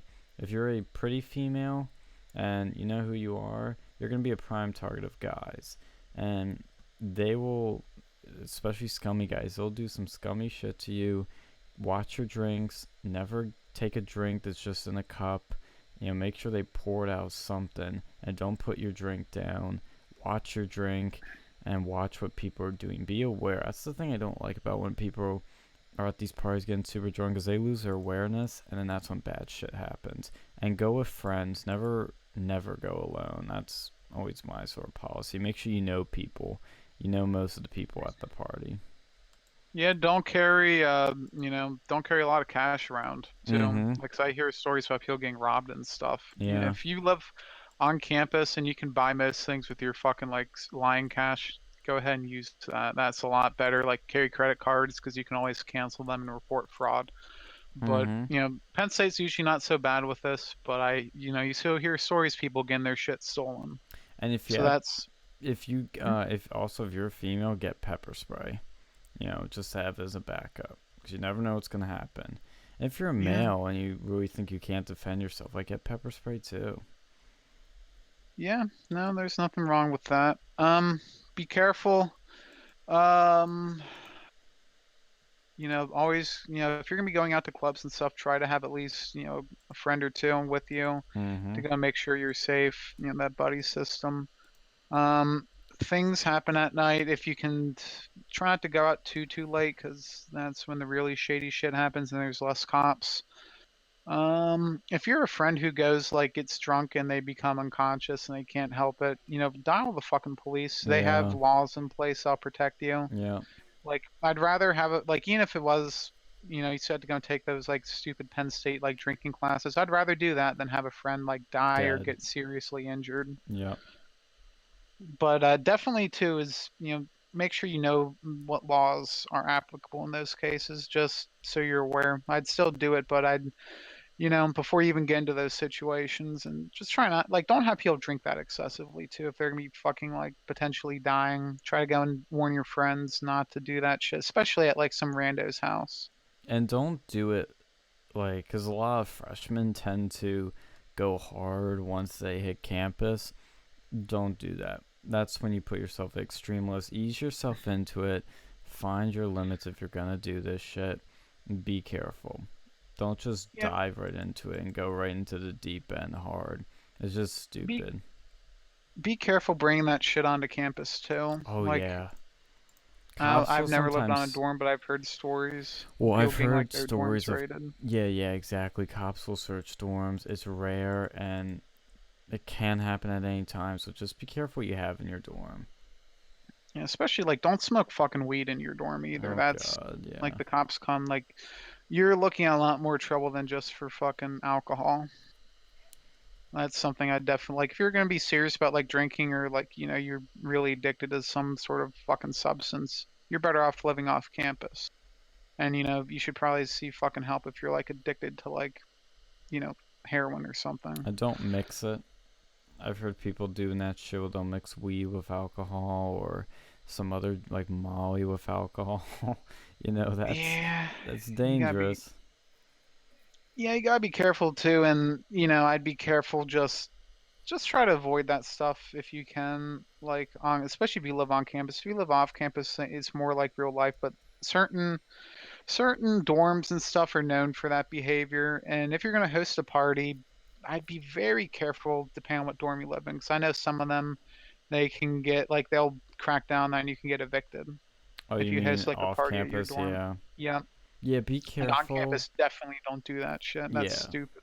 I mean, when you are hosting a party, know who's coming and know what they're bringing and set rules. I know it sounds gay, but you gotta do it. Because if you have people showing up with a bunch of weed and you didn't expect it, well, that's your fault. If you're not cool with that, well, that's your fault. And Yeah, if you're doing shit for clubs, socials, oh my god, like you need to make sure it's unofficial. It's just a group of friends. It's not an official club social. Because if you do that, like you're honestly like really stupid. and even that can only carry you so far, and kind of going into that sort of unofficial things. Just because you have a group me and it says unofficial on it doesn't mean that's how people are going to perceive that. Like I've seen this happen multiple times. You generally want to like. Be careful I'd be what you very say worried about saying. anywhere. Don't say anything spicy in a fucking group me, because it's happened. Like you might feel like you're safe. You might change your fucking picture, but people can find it out. It Yeah. doesn't take a rocket scientist. Like if you're going to be talking like really fucking dangerous or whatever stuff, you're going to want to do it in person most Mhm. likely. And even then, be Because careful because people will record shit. yeah, but I Like mean just stay away from that shit on the fucking GroupMe's especially, because GroupMe's is a pretty terrible app.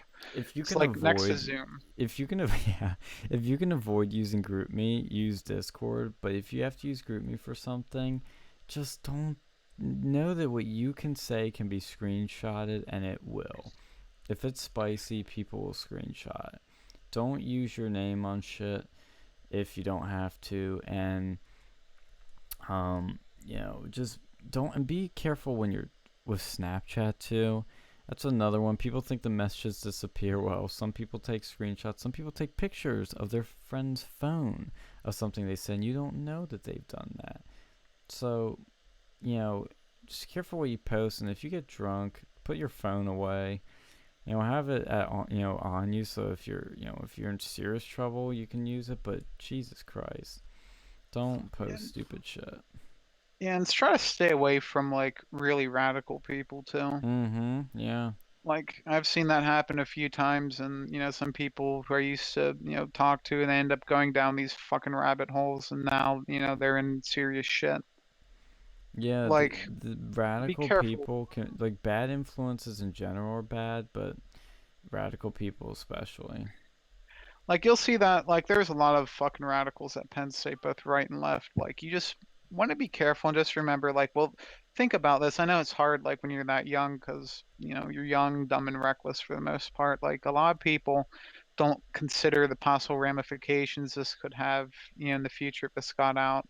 Like, kind of think to yourself, like, hey, do I want to be, associated with this text or this group me message or this person over here who said or did this, Mm-hmm. because it's only like one fucking tweet away, Mm-hmm. potentially, depending on what's being said. And if you see bad shit happening, Get away. like, yeah, stay away, leave the fucking group me. Like, tell them, hey, I'm not cool with this behavior, I'm out. Like, don't be afraid to fucking say that. And, like, Mm-hmm. yeah, you know, just be aware of who you are and know there are people on campus who aren't who they say they are, or who act certain ways in public and then another in private. Like there's a lot of these sort of just like fake people, deceitful people, and just like crazy people. Don't You know? trust anyone. Be very careful who you associate with, who you're friends with, who you sleep with. Like, be very careful. Oh yeah, yeah. Be very careful with who you sleep with too, because I mean these days with the Me Too movement, you never know. Like, and I've seen this happen before, where people get falsely accused of something, Mm-hmm. and it it can, Ruin your you know, it life. it can ruin your life. It can create all sorts of problems, and be very expensive to deal with, especially if like nothing ever happened to you. Like the worst thing in the world is to be one of the worst things in the world is to be accused of something that you didn't actually do, and there's Mm-hmm. no way for you to go and prove it didn't happen. Like especially if you had like consensual intercourse with someone, Oh, and because if you, that's well, yeah, if you're gonna have sex, wear a fucking condom. Make sure you're using birth control, whatever. Like, oh god, don't get her prego. If you do, you're a piece of shit. Or just be careful for yourself too, because there's a lot of diseases around. Like even Penn State, like they had some girl end up like catching AIDS one time, Mm-hmm. and I think it was like a sorority. So I mean, I'd Of be very course. careful. If you're gonna be tapping sorority girl ass, be very cautious. You're gonna want that condom. Like even if they'll go and do whatever they will, even if they're on birth control to protect your own self, you don't want to Yeah. get AIDS because that's something that you know with as much cures as they have or not or preventions or prep or whatever the hell, you don't want that because that's a lifetime of Hell. potential issues you're going to have. It's Yeah. not something I would recommend people, slack off on. Yeah, when you get to camp, like your first few days there, like if you have the balls and you know you're gonna be doing it, some risky business, or if you're gonna be sleeping around, like just get a pack of condoms. It's not that hard. It's gonna be And I awkward wouldn't at trust the first. ones at Penn State either, Yeah, don't use the the free free ones. condoms. They're shit. Mm. Get some trusty Trojans. Yeah, just be careful with that shit. Mm-hmm. But yeah, you just have to be careful around there because there's just so much weird shit people do, and like stay away from like don't trust fucking like escorts or prostitutes. I've heard some stories from some people. I never did any of that obviously, but like I remember I was on this like one website like Meet Me and you'd see them advertised on there. You know, it's probably a cop. Mm-hmm. Just saying if it's not a cop, It's a it could have been fed. someone it was a cop or a fed or could have been someone who was like trapped in what you call it, human trafficking. Mm-hmm. So you want to stay away from all that shit. And if you see that going on, you call the fucking police. Like I know like frat boys and shit will do some pretty heinous stuff with these sorts of women, but you don't want to be doing that because that's another thing. Like even if you don't get a fucking disease from one of them, which good luck, you know, that could always come to bite you in the ass years later. Mm-hmm. Another thing Like with cops, I mean, I'm not trying to sound like Black Lives Matter activist, but be careful around cops because the university police are not real cops. They kind of are, but they kind of aren't.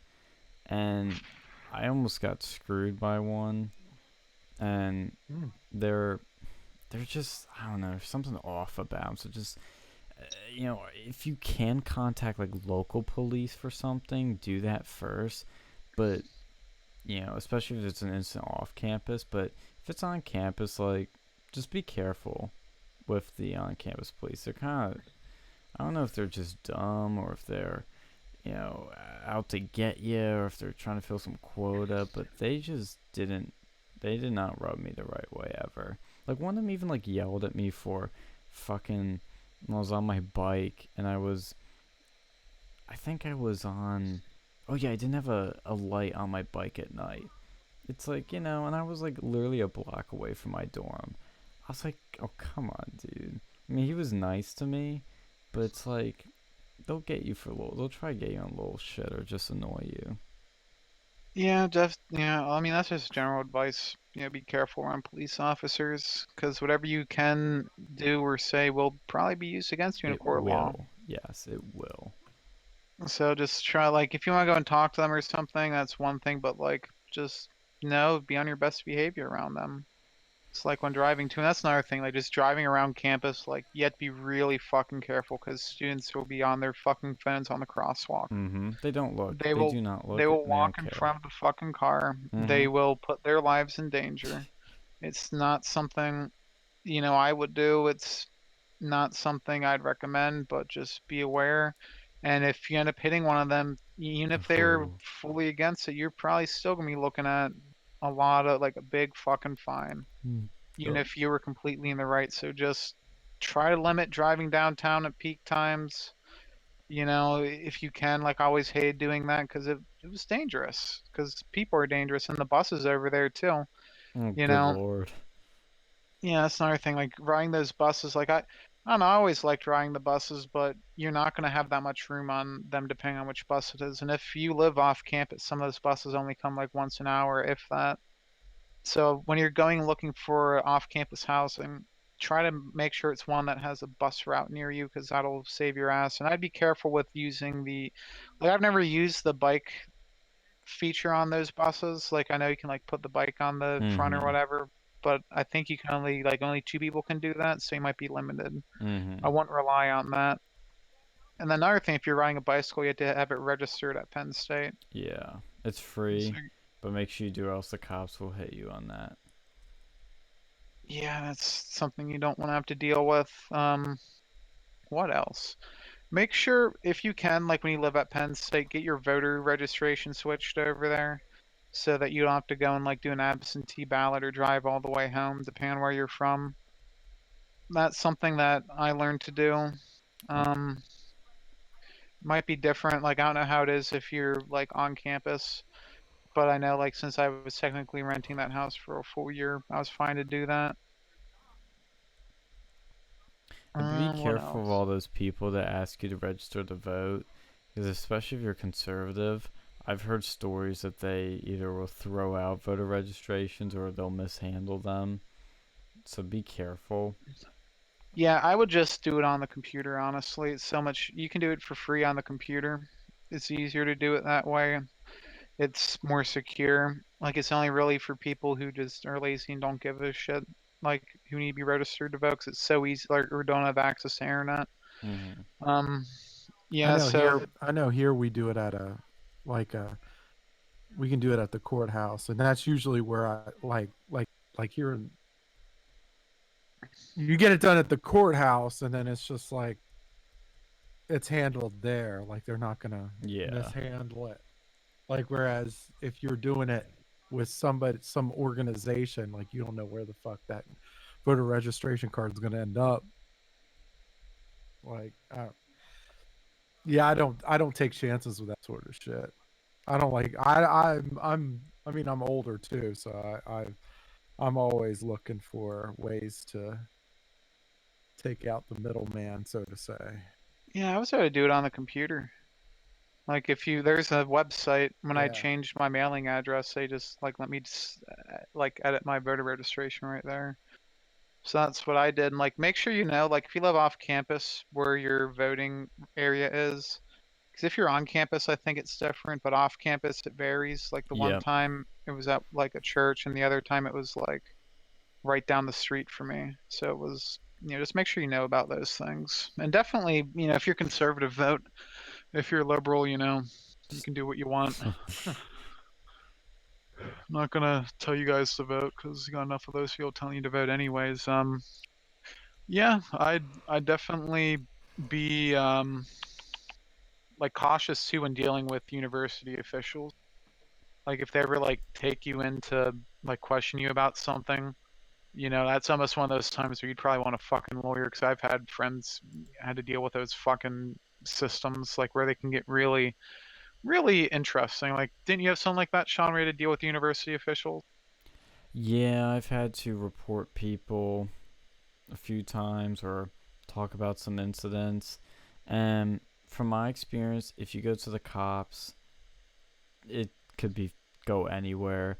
If you go to university like code of conduct or something like that, it could be helpful, but code of conduct really doesn't do a lot, and you really want to you want to talk to them mostly because they're not gonna they're so worried about the victim and this and that. They're not gonna screw you over. That's the one good thing, but they may not necessarily help you either.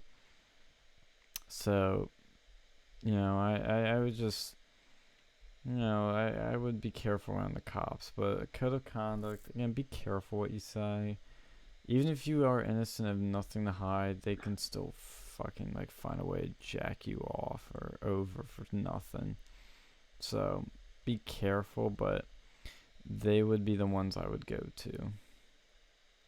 Yeah, no, I feel ya. Um, what else is there? What other student shit? Um, let's see. I kind of have some, advice for the like for the branch campuses. If you're going to a branch campus, I would definitely try to find one of the few clubs that actually do anything and be involved with those because most of those clubs, they'll be around for like a couple weeks and they'll fucking go away. Use that as like if you're going to branch campus, use that as a time to go and like get as much of your gen eds done as you can. I'd be careful about doing your main classes at main campus or at the branch campus because from what I've seen, some of those, like they did a lot more cool stuff at main campus. Some of those it was the exact same, but like it can vary incredibly by that. Um, some of the professors don't really listen to their syllabus too, just in general. Um, be aware that that might be the case. And there's not really much you can do about that, but that's why I say always use Rate My Professor to go and get some insight into that. Um, What else? Like I always try to go meet with my advisor at branch campus once a semester just to go over things. And I don't really like the advisors there, but sometimes they can be helpful. But you generally want to go and learn like your career plan and like learn these things. And if you can scrape that information from your advisor, that's where I do it because like add drop periods, like requirements to graduate. You want to know this stuff. Yeah, be aware of those. And don't be afraid to drop a class because I guess the case with most places, I know is case Penn State, it doesn't affect your GPA or anything. A drop is a drop. It's nothing wrong with it. Just don't get into class and after 3 exams you realize, well, I'm not going to pass this class. After the first 2 exams, if you pass them, keep going. If not, stop. Drop it. Well, don't they have like a late drop? Like, what's the difference between the regular ad drop and like the late drop? The regular ad drop sorry, is like during that first week of classes. Then the late one is the one a few months later. And make sure you do for the first exam. I mean, it depends what type of student you are, but if you want to make sure you get a good grade and if you fuck up this one exam you're never going to do good in the class, like study as hard as you can for the first one to get a sense of what it's going to be like.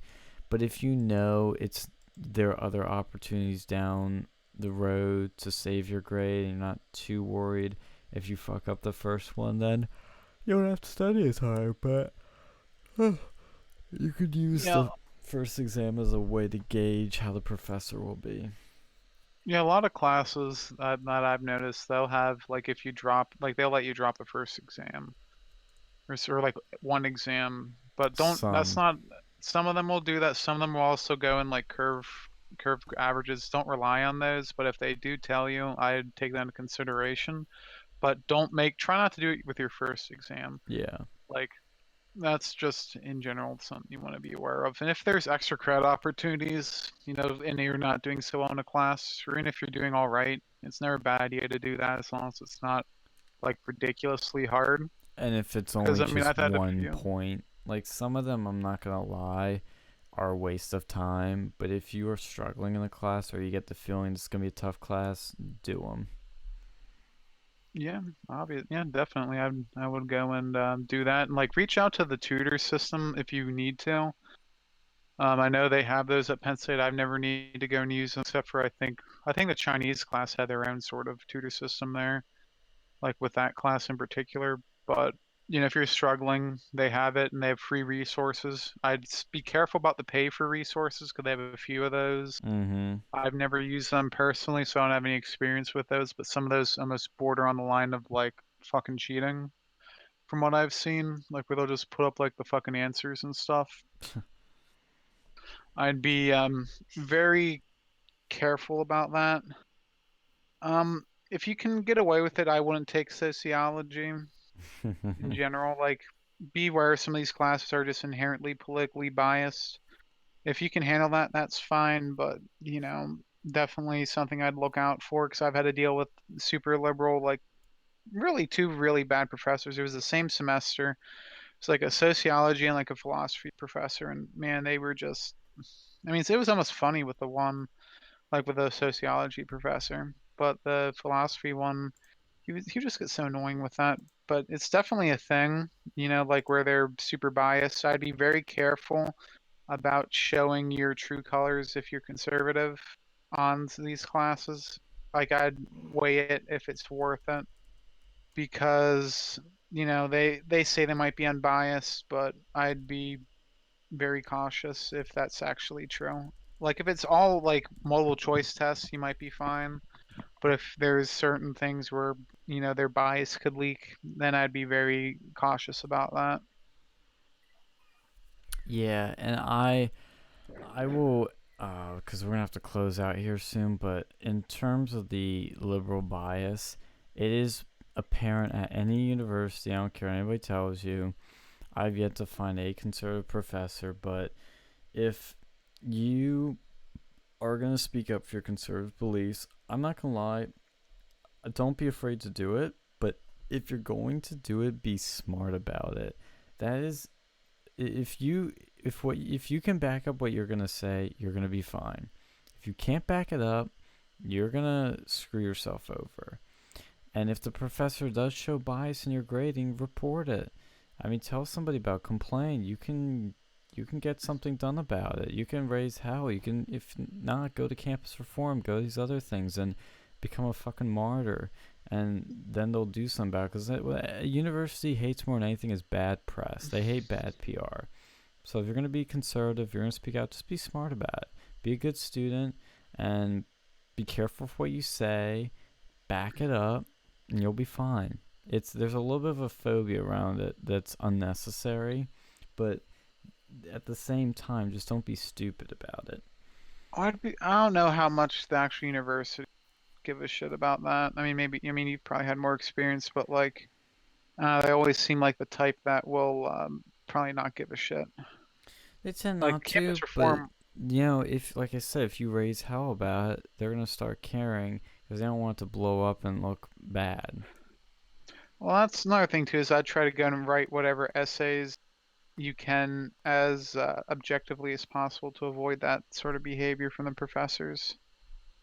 Because, if you show bias there, they'll find something they can go. Like if they have a particular belief system, they might go and use that as a way to get at you. Well, it's getting late. We're almost at 3 o'clock now. We've been streaming for 3.5 hours, so we're gonna go out for tonight. But we'll be back at some point for another Real News Quarantine. Thank you for listening to this episode of Real News Quarantine. Hope we gave some helpful advice to anybody listening. We actually had a new listener in the chat, Michael Spannenberg. He was asking where's the campus. Sorry, couldn't find it. I was trying, but we couldn't find it. But maybe we'll find it next time. So tune in next time. We're gonna look for the campus again. Thank everyone and have a nice night. Stay safe and wash your hands.